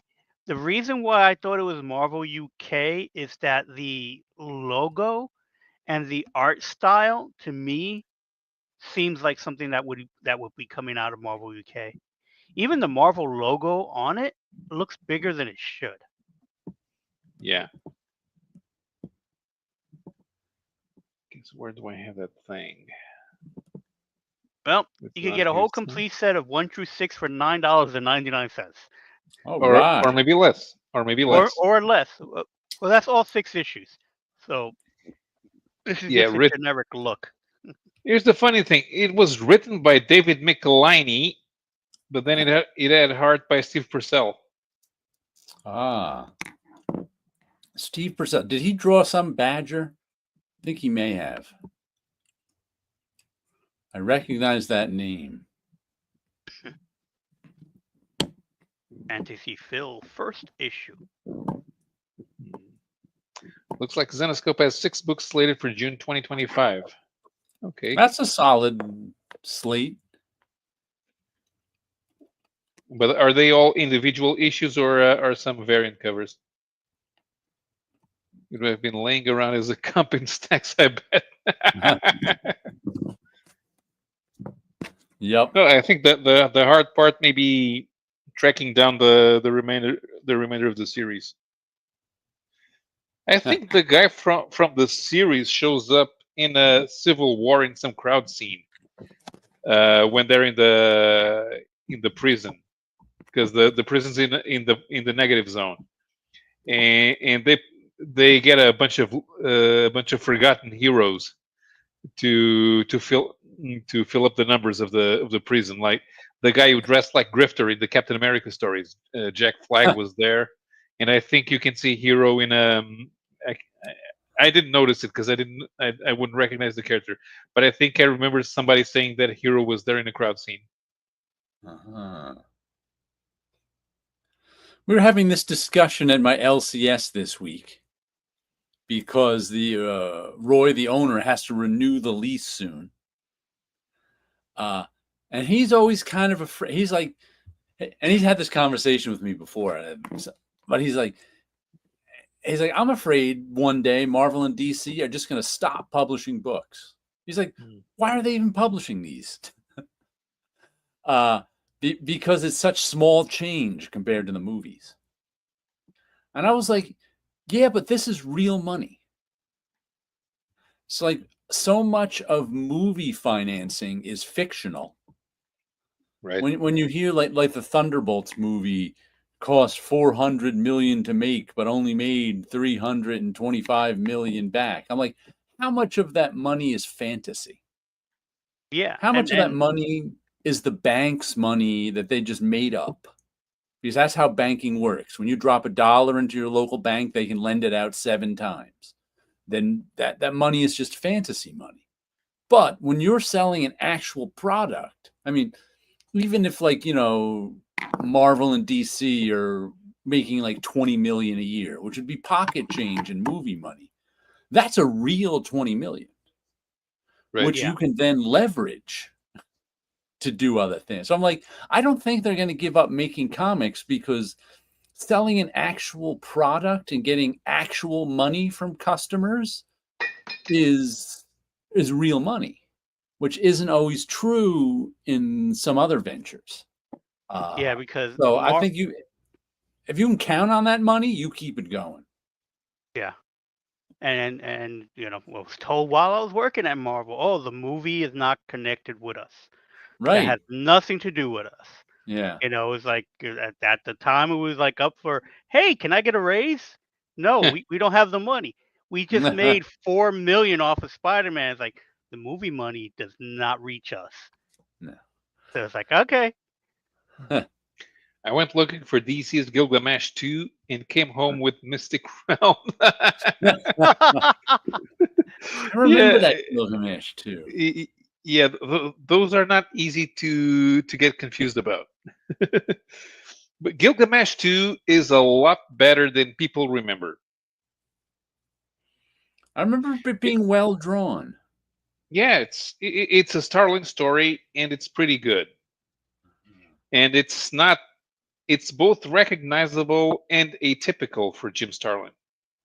How many people At the time Gilgamesh 2 came out in the USA, comic book fans, do you think knew who Gilgamesh was? I'd guess not many. Yeah.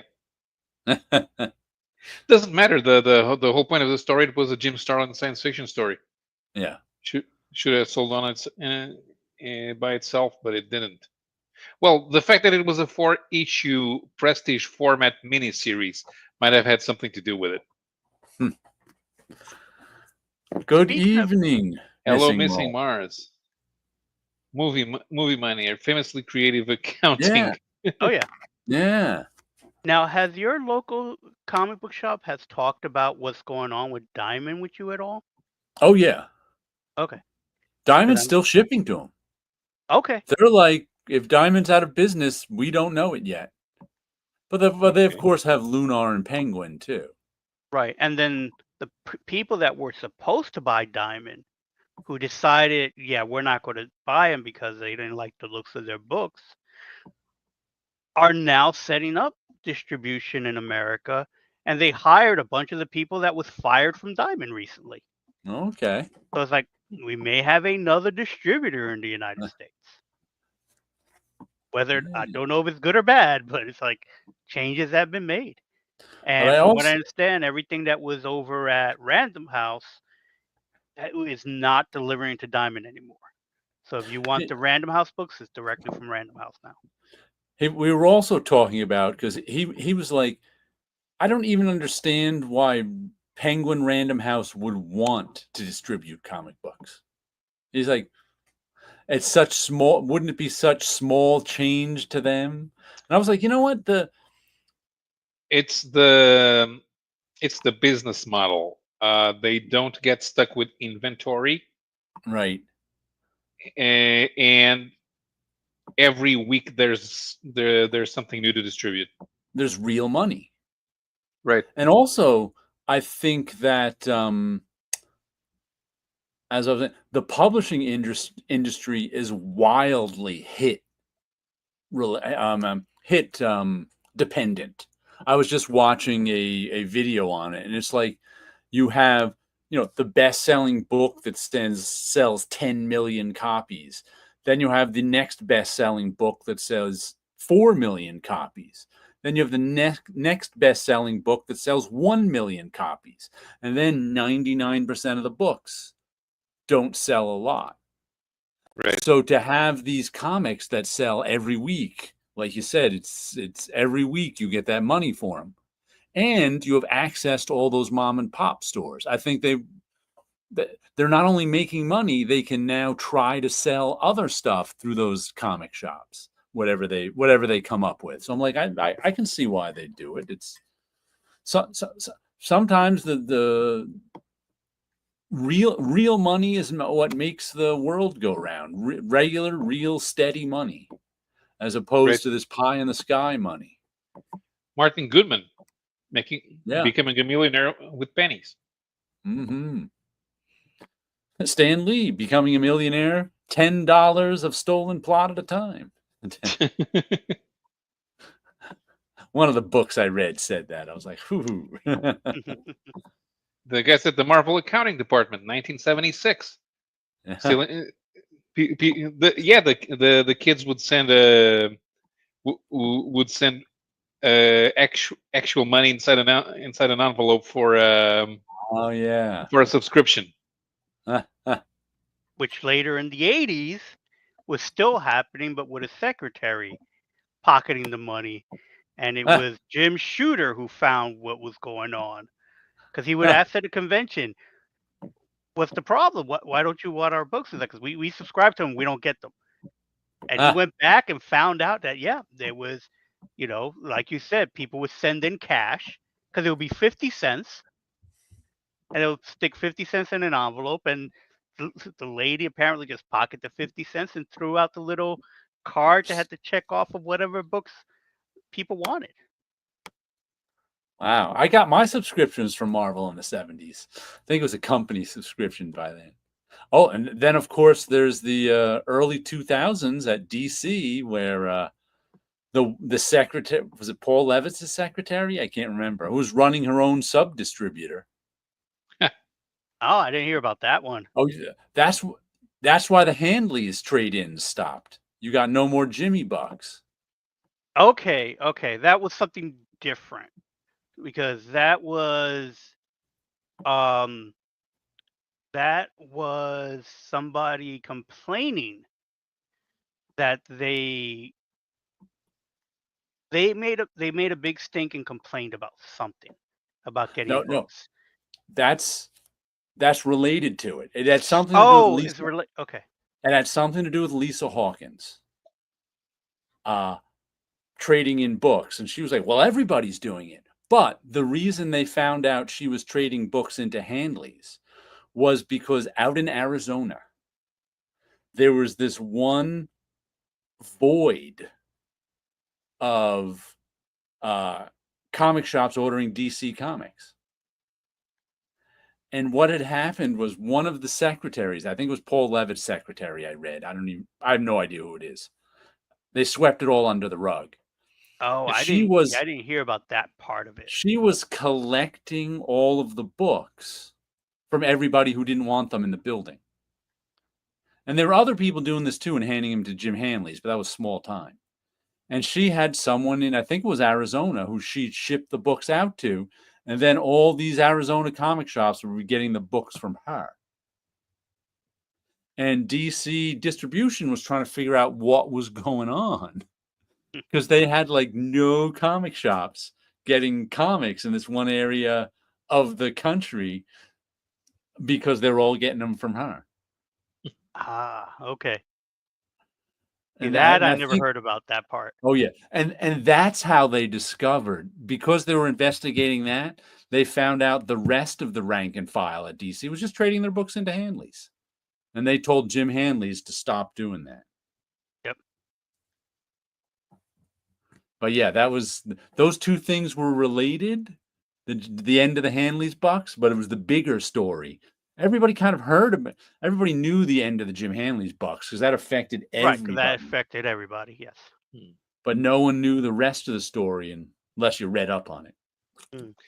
Was talking to my LCS manager today. She was telling me they had been moving away from Diamond as much as possible Oh for yeah, the last several months, and she's thinking Diamond's going to be something. yeah. My comic shop moved away from Diamond as soon as they could. More of a toy distro in the future. Oh yeah, that whoever bought Diamond bought it for their toy distribution line. That's what they wanted. They didn't care about the comics. Right. Oh, one other thing I got today. If you remember way back in, I don't know, October. Oh, there it is. I got that Massive Verse trading card game. Oh yeah. Mhm. Well, this is part 2 of the Massive Verse trading card game. Which was supposed to come with the first part, but there was a screw up on printing. And they were like, ooh, some of our Kickstarter backers, you're going to have to wait months and months to get your team up expansion. So mine finally came. Never played the game. I just kind of bought it on a lark because, like I said, I'm a Radiant Black and fan. So I was like, oh, maybe get a card game to go with it. And this was the one that I think for both packages. Oh, there's some of the coasters, I guess, that go with it. It's got little markers too. I think these make something spin or something. I don't remember what that is. Oh no, pardon me, this is the first one. This isn't the team up. It looks exactly the same, except I made these boxes for them. I have to make these boxes for the new one. Got the same stuff in it, but different cards. But it finally came. This was the one that I think I paid around $35, maybe $40 for it. And then the shipping came in at $20, and I was like, Always the shipping. always which makes me stay away from Kickstarters. But I got the second, never played it. I bought them just as a lark. I like cards. but I'll probably never play the game because I've got no one I play games with. So it's not the 90s at Marvel lunchtime when we played games all the time.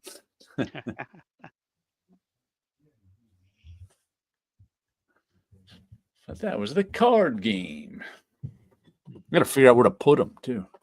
The Chinese bought them. No, Diamond was going to be bought by Alliance Entertainment, who mostly distribute toys and a few other things. They're not in the comic book business. But then the deal was called off. Right, and it's Alliance who is now starting something new Mhm. by hiring the old Diamond Yeah. people who got fired from Diamond. By the way, for people outside North America who rely on Diamond to get their American comics, Diamond UK is a separate company which is not owned by Steve Geppi, which was never owned by Steve Geppi. It was just called Diamond Comics Distribution UK. I guess Geppi was either an investor or a partner, but it's the guys in the UK are still going at it. They're still distributing comics, and that side of the business has never been in any danger whatsoever. So Alliance, instead of buying the company, bought the talent. Yes. Yep. Not a bad idea. No. They're the people who know how to do things. Right. I mean, why buy the liabilities Yeah. if you can just throw money at the people who were there? Especially since they got rid of them. Now, there may be some backstock that they could make money off of quickly. Yeah. But I guess it's pretty minor. My LCS, like I said, they said a lot. Diamond's still shipping to them as far as, but they said they've been trying to stay away from Diamond as much as possible because they're terrible. They said Diamond's always been terrible. They get damaged books so often, which they don't get from Lunar and Penguin. And but then there was some book that came in last week, I think it was. Scare Your Fate. It's Japanese horror manga classic. It said, and then and he was like, "Who sent?" He didn't even order that. They just sent it to him, and he's like, "Where did they get this from? Who sent this to?" It's like, "I didn't order this book. What is it?" But then I read in Clover Press, I'm on their email list. They were saying something about how Diamond isn't shipping a lot of the indie books anymore. They're gone. They're not shipping. And even though Roy, my LCS owner, says they're still shipping to him, they're like a lot of, I guess they're not accepting stuff though. Like a lot of these small companies no longer had distribution. So Clover Press picked up a few of the books just to distribute them through there. However Clover Press books get into the comic shops. So I was like, oh, that must have been where this book came from. But why it came, I don't know. Distribution is a bit of a mess right now. Mm-hmm. The best comic book video game is Comic Zone. A man who owns a drafting board and an electric pet rat spoke to me as a 12-year-old. I remember that name. I don't remember the game. I remember people playing it, but I don't think I ever did. That doesn't sound familiar to me at all. And now that everyone's here, Bob Wyachek said to say hello to all the fans out there. I was having lunch with him and my friend Ed at the diner. That's why I was almost late to this. He's trying to figure out how to draw, not being able to see. So we'll see. Mm-hmm. Mm-hmm. Well, I remember Bob was on the show once for a few minutes. That's right. He just happened to be passing through. Yeah, I remember. Well, it would be nice, even without him, even in his condition. It would be nice if he could. Yeah. If he could come on. I mean, we could talk a little. We were just discussing this. My friend Ed. Like I said, I've been friends with Ed since college, 1986. And he's like, "Oh, did you hear this person has his YouTube show? Oh, this person, we should go on this. We should have all." I'm like, Ed, I've got a show every Friday night. We talk about comics for 3 hours. Yeah. Anytime you want to come on, you can come on. And he's like, "Eh, I'm gonna go on everybody else's show." Well, what if you tell him that he can come on an international show because there's this guy in Europe that I'm gonna hosts have the to try show? that. Yeah, try that. He's like, "We should invite the other people on, have an all bullpen show." I'm like, "Wilson and I have that every week. Come on with it." Chris Or he Russo's can, there too. yeah, or he Yep. can have a show with the European guy. Yeah. Who wants to talk to people from the bullpen? Yeah. Yeah, You know, you can all tell weird stories. We can compare superhero bullpen to sports press bullpen Mhm. as Canadians. And us Canadians, yeah. I was just like, Ed.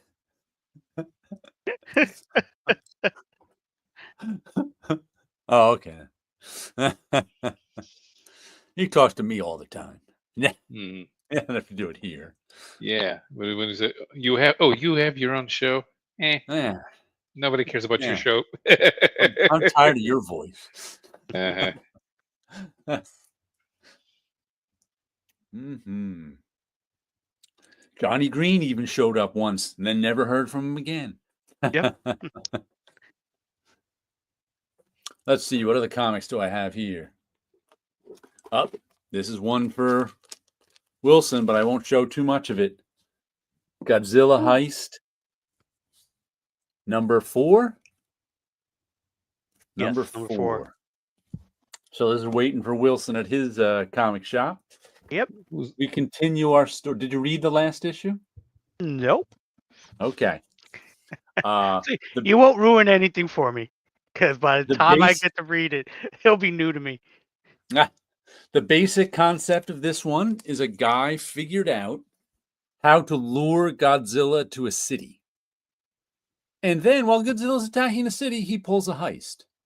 Then these other crooks just figure out that he did that, and they grab him and kidnap him, and they're going to make him part of their gang so they can lure Godzilla to London to pull off another heist, a bigger heist, which I think was stealing Mechagodzilla. Last issue, issue 3, there was lots of double crosses and betrayals. And that continues with issue 4. I'm not sure how many issues this is going to go. Probably 5 or 6.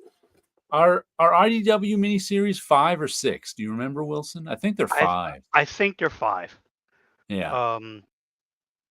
Yeah, because I don't recall any of them hitting 6 yet.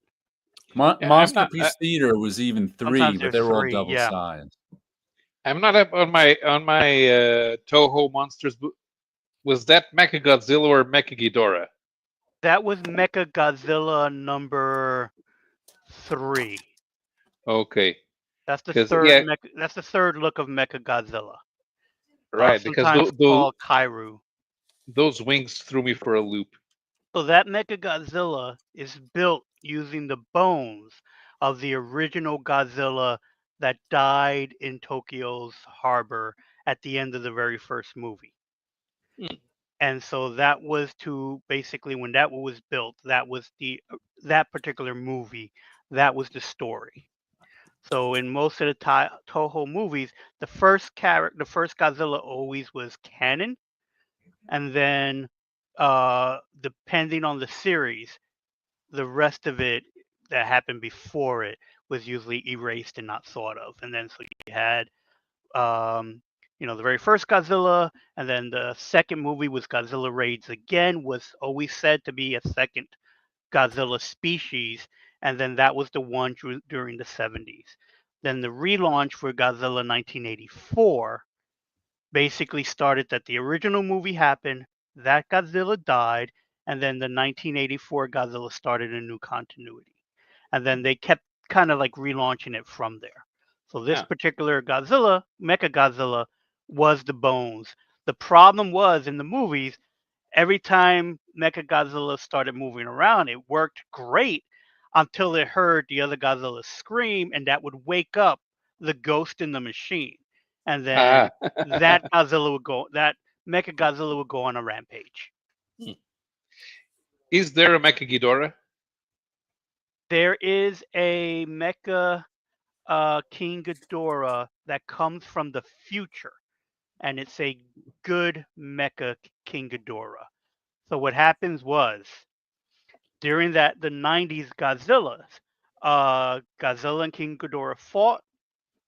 King Ghidorah was quote unquote killed and died, and then humans from the future that wanted to save the past took King took Ghidorah's body, found Ghidorah's body in the future.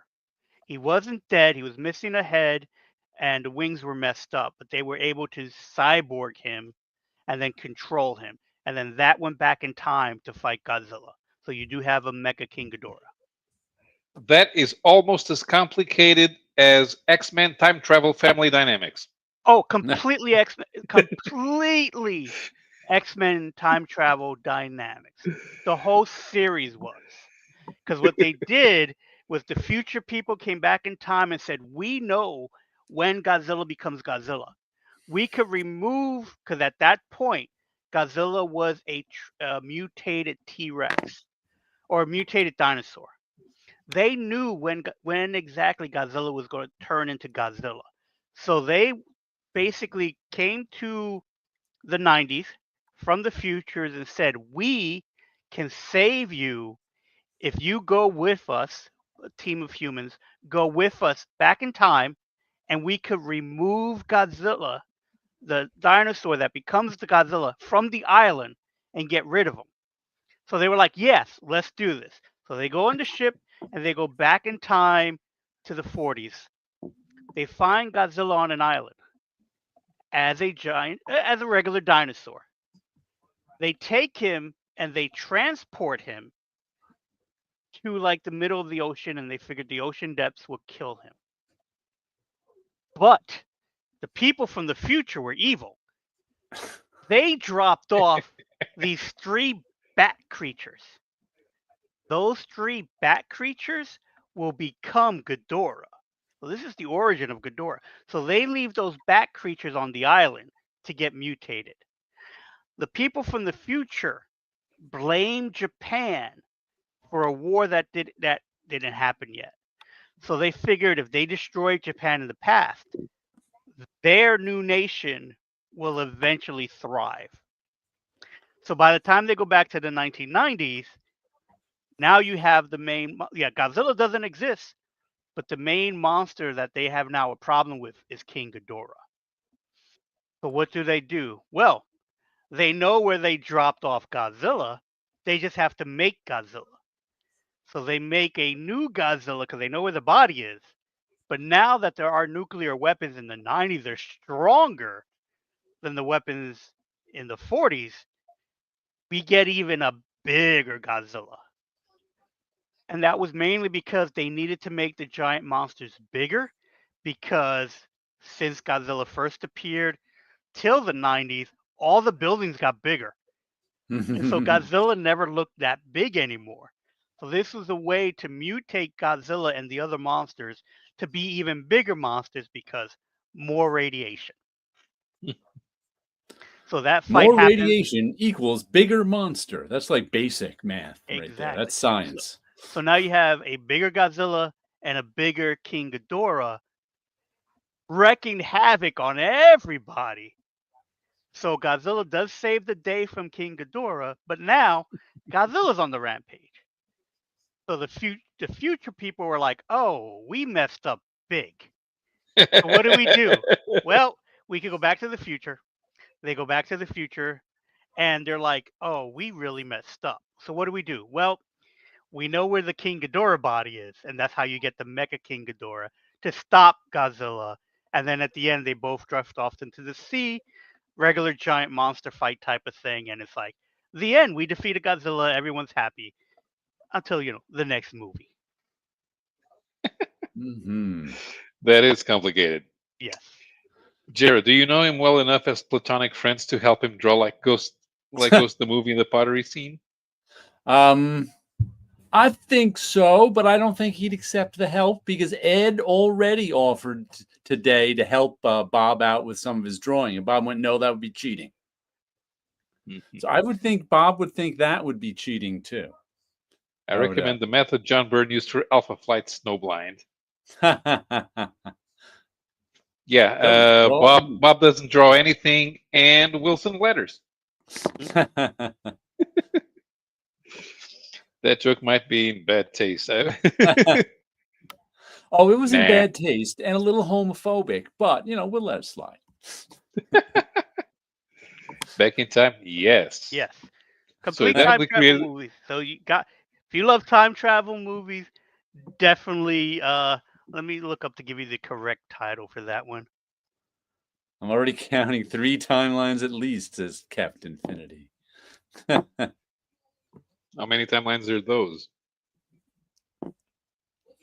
There's at least 4. Kind of. Now, was the original Godzilla still your favorite Godzilla?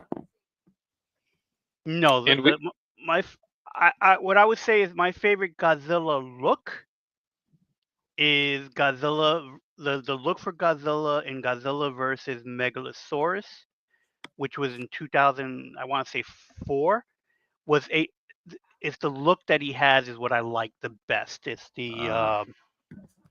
it's him with these like purple colored spines. Okay. That's my favorite look to Godzilla. Right. If I was to pick a favorite Godzilla movie, probably King Kong versus Godzilla, because that was my first one. Okay. But the original is still good. The 1954 Godzilla in Japanese, in black and white, you sit there and you watch the Japanese version, not the American version. It is scary. Hey, I like Raymond Burr running around announcing stuff to us. Was fine. It helped us out. But the original has more of the fear to it. Where it's like there's a dread to it. There's a portion where you have a mother hugging her children and saying, "Don't worry, soon we will be with Dad." And you just know that the dad's dead. So she's just like, we're next.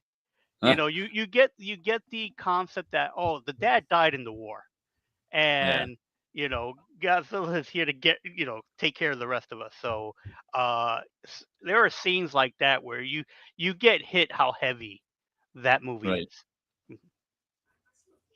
Heavy. And speaking of Japan, another comic I got this week. This one was supposed to be out last week. Dead Samurai #2. Bill Sienkiewicz cover with that horse is just funny. That's a Sienkiewicz cover? That's a Sienkiewicz cover. I mean, you probably won't recognize it from the fact that it's a horse giving you side eye and looking shocked. It's nice and thick too, very metallic. I think this is a metallic paper. It's tough to see. There's not a lot, but it feels real good, and it better for how much was this? $6. So, but this is the one that's Samurai versus Zombies, drawn by Ryan Benjamin. Ryan Benjamin, written by John Dolmayan, colorist Patrick Buermeyer, letterer Josh Reed, cover A, Bill Sienkiewicz. And it's just a solid comic, both physically and in story-wise. Imagine, back in Japan, samurai days, and zombies take over a castle, and then bandits show up, and all sorts of fun stuff. Yeah, I think we can see the metallicness a little better in that white. It's got a good feel to it, but the archer is shooting the arrow with his teeth. That's what's going on. Is that why the horse is shocked? I gotta say, I don't know how Bill Sienkiewicz came up with this one. The horse is looking back and saying, "What are you doing? What do you do?" I mean, I don't know. how many people would see this cover on the stands and want to pick it up? I mean, I'm not saying it's a bad cover. It's just a really weird cover. Yeah. And I got to say, you hire Bill Sienkiewicz for the job, and he gives you a side-eye horse. I'd be like, huh? You made some classic covers. How come mine isn't one of them? Yeah, but that's Probably why because I would suspect he wasn't art directed. It was all struck. Oh, you're going to do our cover for us? Do whatever you want. You'll do a great job. They Yeah. probably didn't tell him anything. Maybe Or they sent him the script and he didn't read it, or who knows? Or the other option is it was art directed very, very poorly, because that happens plenty of times too, where Bro. you have, it's an illustrator's job to sort of make the vision of the art director come true. A lot of art directors don't have much vision. So it could have ended up that way too. I know that. Right. But Yeah, either it's way, like that's a weird cover. Yeah, but it's like Jim Shooter used to say. You used to have to rein in Bill Sienkiewicz's creative impulses. Or Because Sam they Keith work. might give you Naked Wolverine. Yeah, but when Sam Keith drew Wolverine, Jim Shooter wasn't there anymore. No.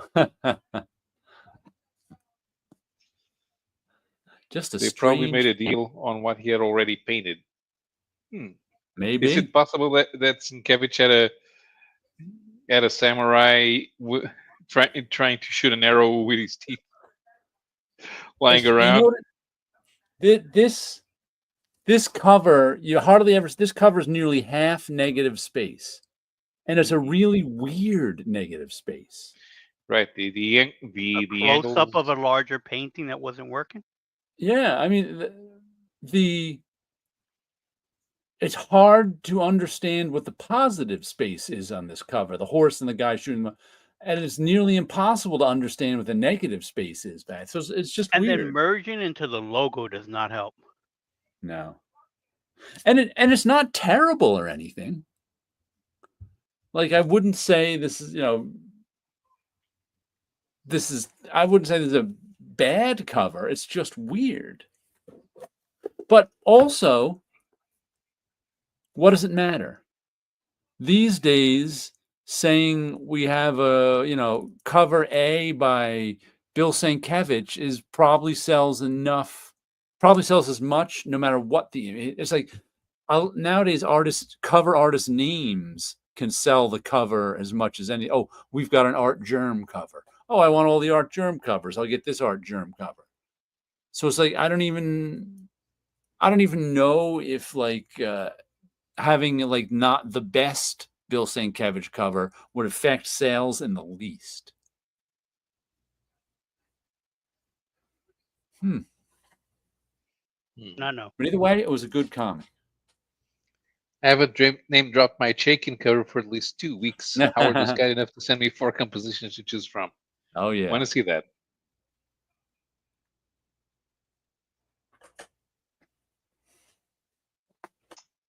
Mm-hmm. In the meantime, I have nothing. There were a couple comics events here, and we even had some American guys who were they at a There's going to be some sort of comic event at my local library. Let's see here. I think they had it last year, but it was the same day as my annual barbecue. Haverstraw King's Daughters Public Library has King Con 2025, Saturday, July 26, 10 to 4 p.m. Express your fandom at our 4th mini convention. Comics, cosplay, games, and more. Spend a fun-filled day with family and friends. Don't miss it. I might have to show up for that one and see what's going on. Matter of fact, Bob Wyachek I mentioned it to him, and he's like, oh, I should call him up, and maybe he'll go there. So, King Kong. I don't know why it's named King Kong. Well, that's the Have a Straw happenings. Have a Straw King's Daughter. So if you want to come to a local library con, there's one. Don't miss it. We're pleased to announce our new Fix-It bike repair stations. Look at that. Bike repair. I could do that too. That refers back to your original question about comic creator fame. Someone on Twitter said, "Your cover looks lit. Who did it?" Yeah, but I'm not surprised that anyone under the age of 30 has never heard of Howard Chaykin. Yeah. Chaykin has not done anything that heats up the charts since. Yeah, Chaykin has said himself he's like never been a fan favorite. He's always been kind of an on the margins guy. Right. He's a cult hit. Yeah, he's more of a cult hit. It's like people who oh, there you go. Hello, Chris. There he is. Hi guys. Chris. Hello. What did I miss? Don't tell me chains. Chains have been mentioned every now and then by the troublemakers on here. Mm-hmm. So you. And me. What are you working on tonight, Chris? Just a little illustration for a short story and Ahoy Comics. They do backup prose stories. Okay. And What was they that, really Ahoy? get in it. What? What was that Ahoy comic? I'm trying to think of what that Ahoy comic I got last week was. Oh crap! All of a sudden I can't remember because I was like, I haven't seen an Ahoy comic in a while, but it was a mini. I was just Toxic it was Avenger? Howl was an Ahoy comic. It just ended 5 issues. Is it the prequel? Is it the prequel to Gilligan's Island? No, it is not. There's no E in Howl. It's Howl like the wolf, not Howl like Thurston Howell the Third. Okay. Huh. That's going to be the funniest thing I've said in the whole month. I have to tell you this because you're a sketch card guy. I was just out at the diner with Ed Murr and Bob Wyachek.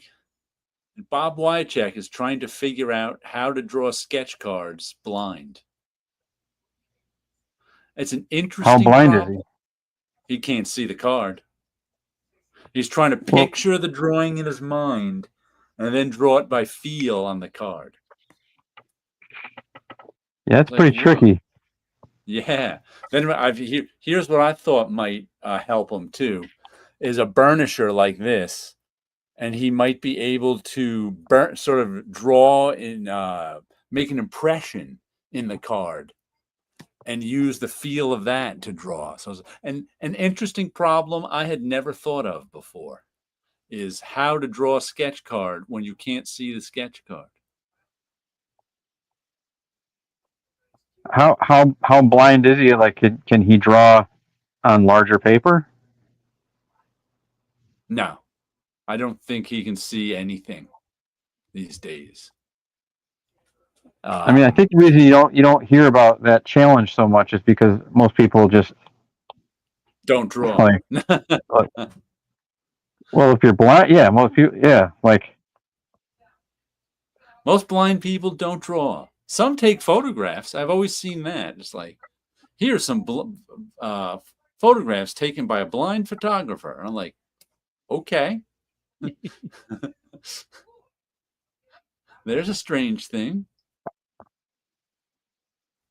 Well, I don't think you should make fun of Bob Wyachek. I didn't think I was. No, we were trying to figure out ways to help him. Tit Goblin says, Chris, you have a lot of fans in Newfoundland. Any interest in being a mayor of a small town here? Wow. I mean, I don't really know anything about it. Like, I don't know how I'm supposed to make important policy decisions that For are going to Chris, it's impact a the big place. town or nothing. What? For Chris, it's a big town or nothing. If he can't Okay, be I'll the do it. mayor of Newark, New Jersey, at the least, he's not interested. You just have to make sure there's enough fish for everyone. That An seems award pretty simple. and an award to a city to a comic book artist. Yes, we spent about the first hour of the show talking about why are American comic book artists not rewarded for the not monetarily, but at least not recognized for their contributions to culture. You I should think get because it's just yeah.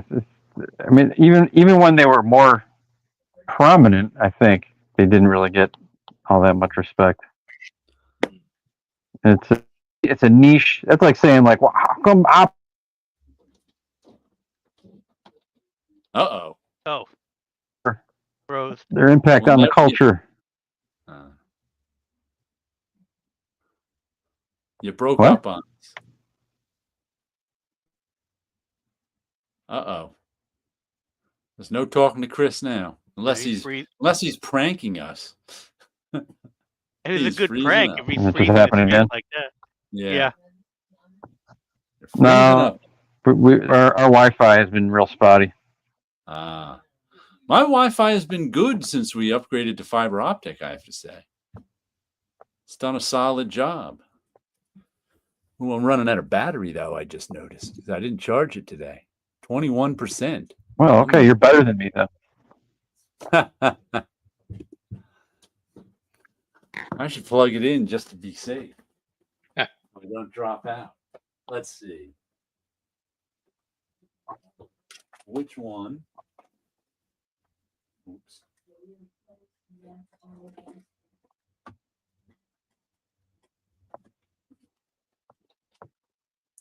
My plug never moves, so it's like, which one is the plug for the laptop? There we go. I don't want to take a chance and dropping out, and then Chris has no one to argue with. Let's see. The last comic I got this week was Patrick Zurcher's Solomon Kane, The Serpent Ring. Though this cover is by Alex Horley. I don't know why Patrick Zurcher doesn't have cover A. And another thing on the back here, it's got these Conan omnibuses. Did they really reprint all the? I mean, Titan Comics has had the Conan license for like a year now, haven't they? Some terrific artwork.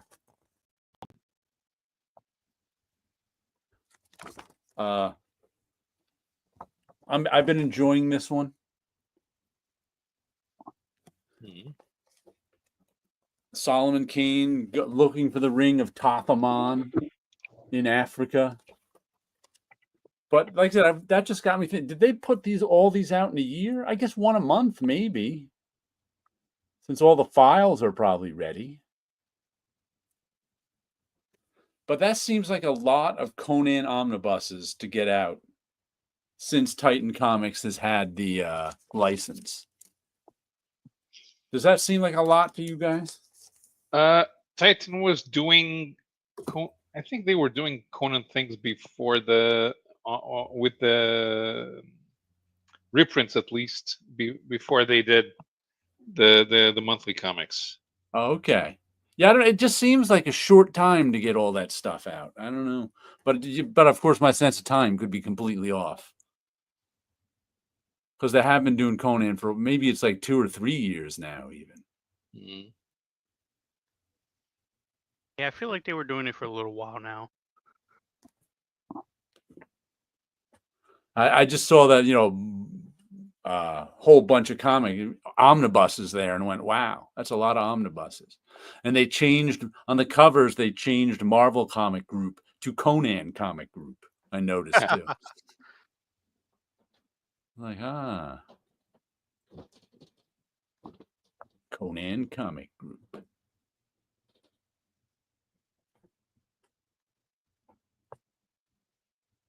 Mm-hmm. My battery. This Goblin says, Chris, the new mayor, everyone calm down. I have a solution to solve this. All we need to do is screen freezes. Town instantly burns down. I like that Chris is the mayor, but he didn't leave his studio. He It's does a everything small remotely. town. Good point about Chicken. He's lucky because my book will make him famous. There you go. He'll finally Finally. have the fame he's been hoping for. Or not. Howard Chicken always wanted the money before the fame, Yeah, which is how it should be. yeah. He I think he'd always take being famous, but he'd rather get paid. You know, he's doing a job. I think the two are so intertwined.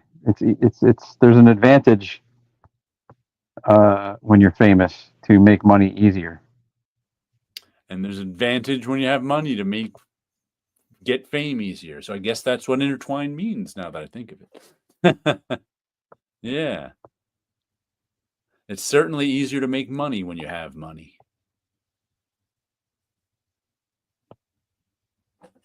That's for sure. Mhm. All right. In the meantime, do we have a read, rip, or slab? Sure. Pick a decade. Chris, do you have a favorite decade this week? Oh man, A comic book decade from the 20th century? you really put me on the spot here. I mean, I haven't thought about decades all week. I'm just like, you're just like, oh, jeez. Okay, 80s. The 1980s. Let me see what I got here. Everybody, we get go. your mullets on. Let's say we are going to go to 1989. Marvel. Get that ready. There we go. Let me present. Share screen.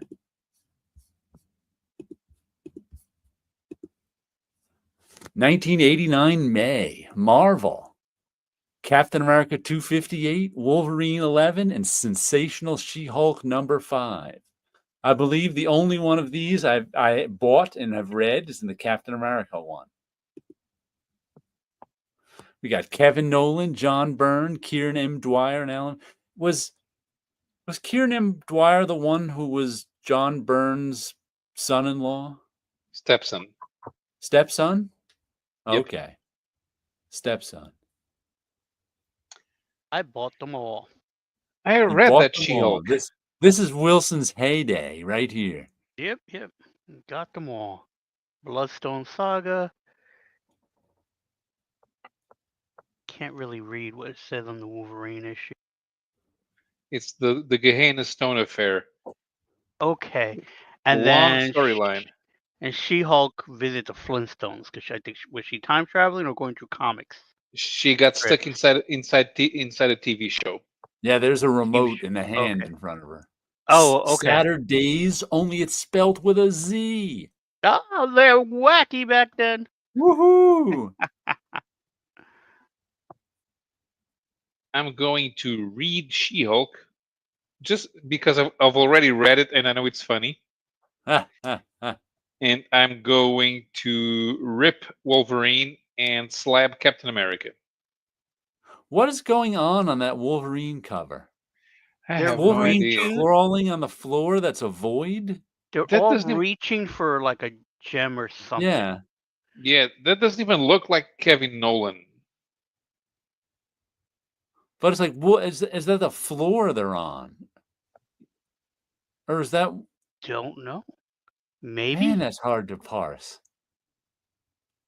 Yeah, that's how I'm going to rip it. I'm going to slab Captain America because that's the best looking cover there. That's a pretty good cover right there. Yeah. And it's just Captain America versus some sticks, but you know. Uh-huh. So slab Captain America. I don't know if I would want to read that Wolverine. Yeah, I think I would do the same thing. I would rip Wolverine and read She-Hulk because anything you're going to get a good, fun story with She-Hulk because it's early burn She-Hulk, so at least it's going to be fun. I'll give you a spoiler. The villain is Dr. Bong. Of course it is. Of course it is. And for the first time in a comic, She-Hulk literally crosses the fourth wall. Ah, is that when she runs across the? The bullpen bulletins. Okay. The checklist. My favorite was when she crossed and ran through Mile High Comics ad. Huh. That was one of my favorites. Tit Galvin says, read She-Hulk, rip Captain America, slab Wolverine, add chain drips to the Captain cover. We are not adding chains to the game. I slab Wolverine because it's kind of stupid looking. That's the reason. And I would replace the spikes above Captain America with the dolphin.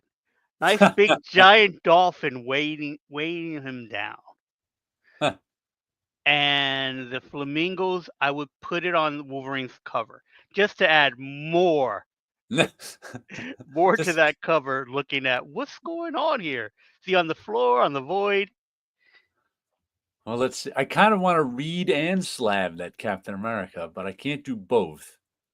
So I want to slab it because I like the cover, but I kind of want to read it just for nostalgia's sake. But I'll slab it. I don't want to read that She-Hulk. Which means I'm going to rip the She-Hulk and I'm going to be forced to read an issue of Wolverine. Whew. Read it upside down. It'll make it interesting. That Captain I'm just- America has Baron Zemo in a neck brace. And a midget named a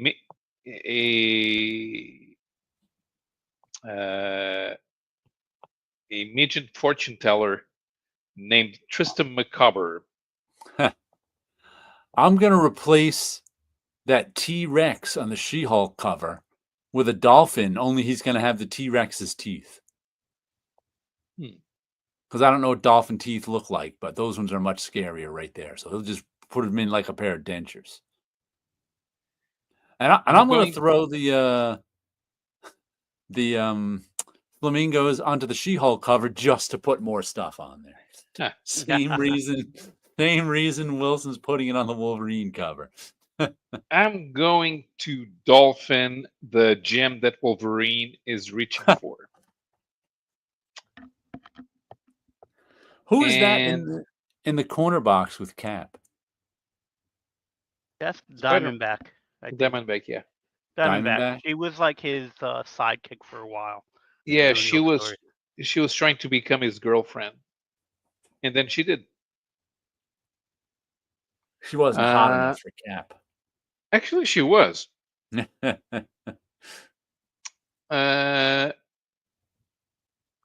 I'm going to put the flamingos in the dungeon with Cap. Right on Cap's knees. Yes.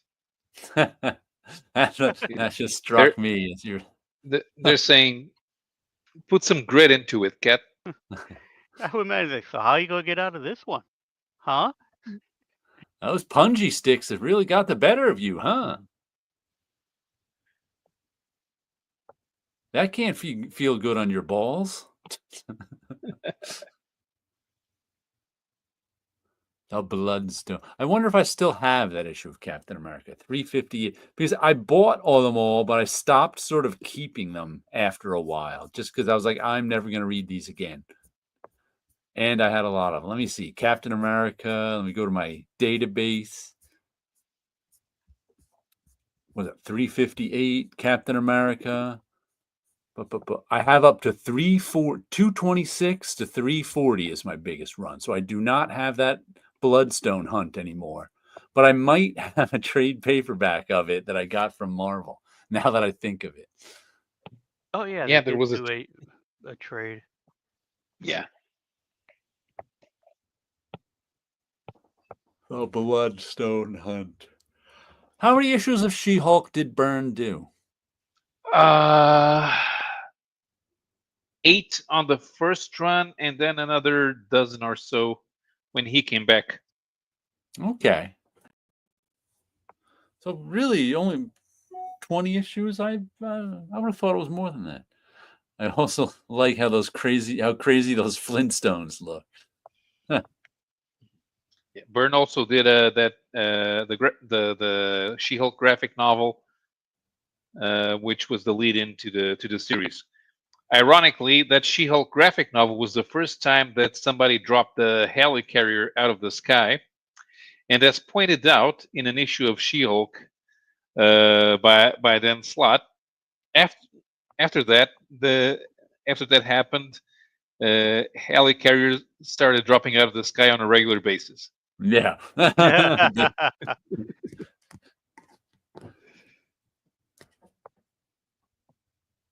Chris disagrees with that.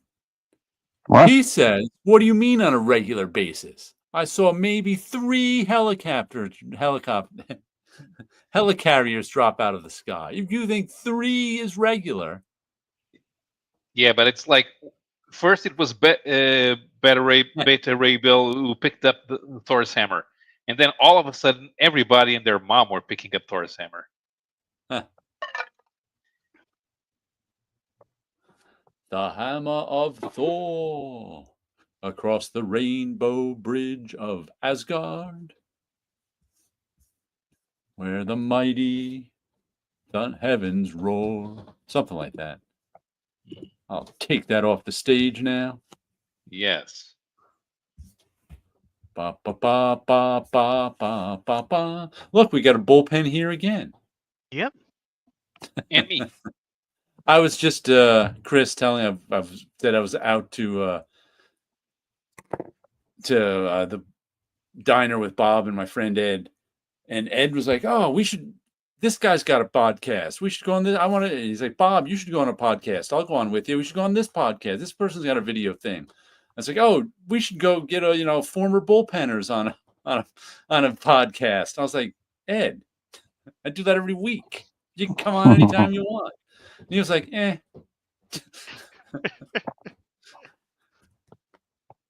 Somehow I'm not official. Nope. But he Bob wants it said, to be his guys. Yeah. We're not his guys. He doesn't know us. He knows you, but he doesn't know me and Wilson. The guys whose podcasts he want to be on, he doesn't know either. I think he said there were some guys on a podcast up. He's in Beacon, but it was in somewhere up near Beacon with a B, Briarwood. It's like, I should go on their podcast and get to meet them. They're local. I'm like, okay.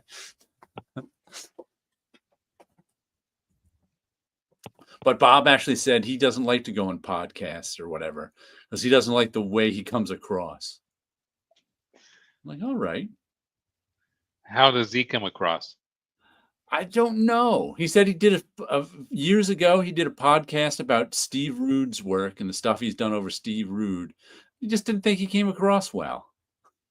I was like, all right. I didn't see that one, but maybe he's right. Maybe he didn't come across well. How did you want to come across? Yeah, I don't know because I don't worry about it. Maybe he should come on our podcast and explain himself. Yeah, I'll see if he will. And Yeah. we make the choice if it comes out well. Coming out in August with Fantagraphics, Lost Marvels #2, Howard Chaykin Volume 1 with Dominic Fortune, Monarch, Starstalker, and Phantom Eagle. I think I still have most of those because they were in Marvel Premiere. Yep. So they're not lost to me. But I did see Sleepy Reader and that guy who's been on his channel before, whose name I should have learned by now, but don't know, going over Volume 1.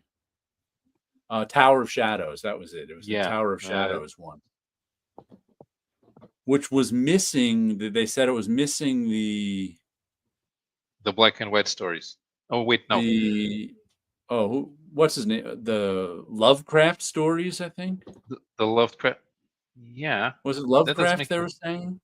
Yeah, that doesn't make any sense. They are in the public domain. I don't know. I think that I could be wrong, but they're missing some stories. But if you want to see a good look at it, I think it's missing the Stardust Slayer story. Oh, okay. The Stardust Slayer appeared in an anthology. It was Corbin going to be one? No. Roy Thomas and Barry Windsor Smith created Stardust Slayer because they didn't know if they were going to get the rights to Conan or not. Ah. Because are there some Corbin ones? Because I've got a collection of Corbin Marvel stuff. I thought it was Star the Slayer, but it is from Marvel Max. Ah, okay. It's recent. It's more recent. Oh, I didn't even realize it was. I thought it was from like the 70s when they collected it, but no, it's from the 2000s. Yeah, and that original Stardust Slayer story is only 11 pages. Aha. They reprinted in a Conan once when they lost a bunch of art to a story, and so Dreaded Deadline Doom came up and they reprinted Stardust Slayer. I think it was Conan number 11 or 12. I have to buy those. Yep, Dominant got my Marvel Premiere 56 featuring Dominant Fortune right here. Yeah, I believe I still have mine on the shelf in the other room.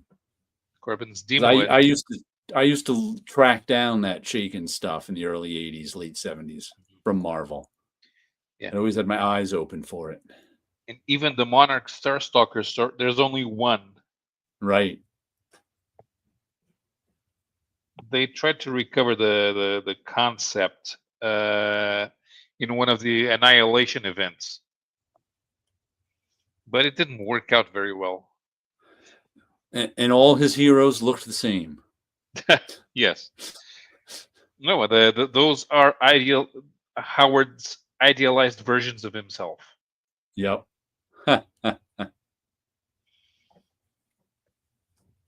Because if you look at Howard Chaykin's face in the 70s and 80s, and you make him stronger and manlier, you get Howard Chaykin's heroes. That's what you get. That's what you get. Man, I had my pull list haul video this week. I had to do 3 times. Oh, yeah? I was like, oh. First time I was going through it, the phone just started ringing. And wouldn't stop.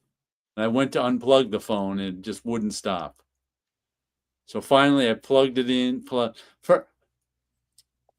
First I hit the mute button when the phone started ringing. Then went to don't take it off the hook, and things just went wrong. Came back, unmuted it. Turned out I didn't really unmute it.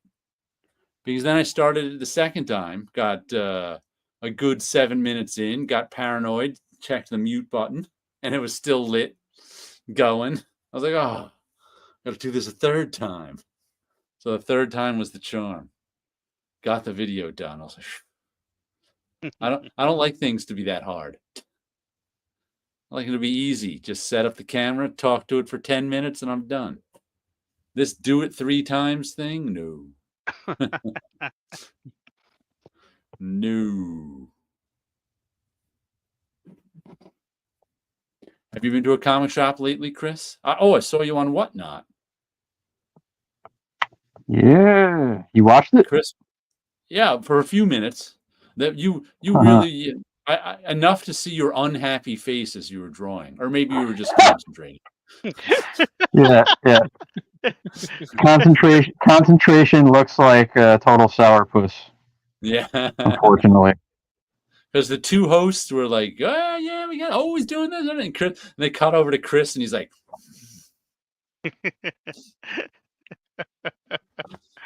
got that Simonson pout going.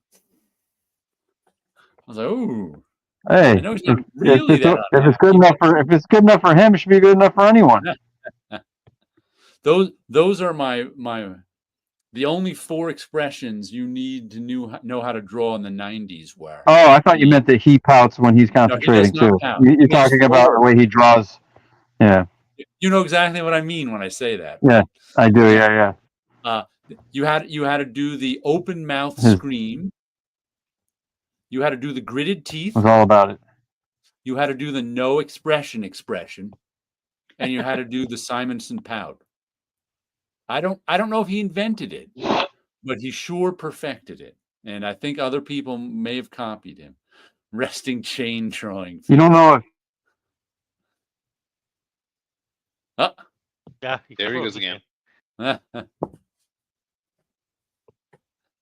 There we go. Yeah, the Simonson pout. I wasn't saying anything good. It was funnier when you didn't know it.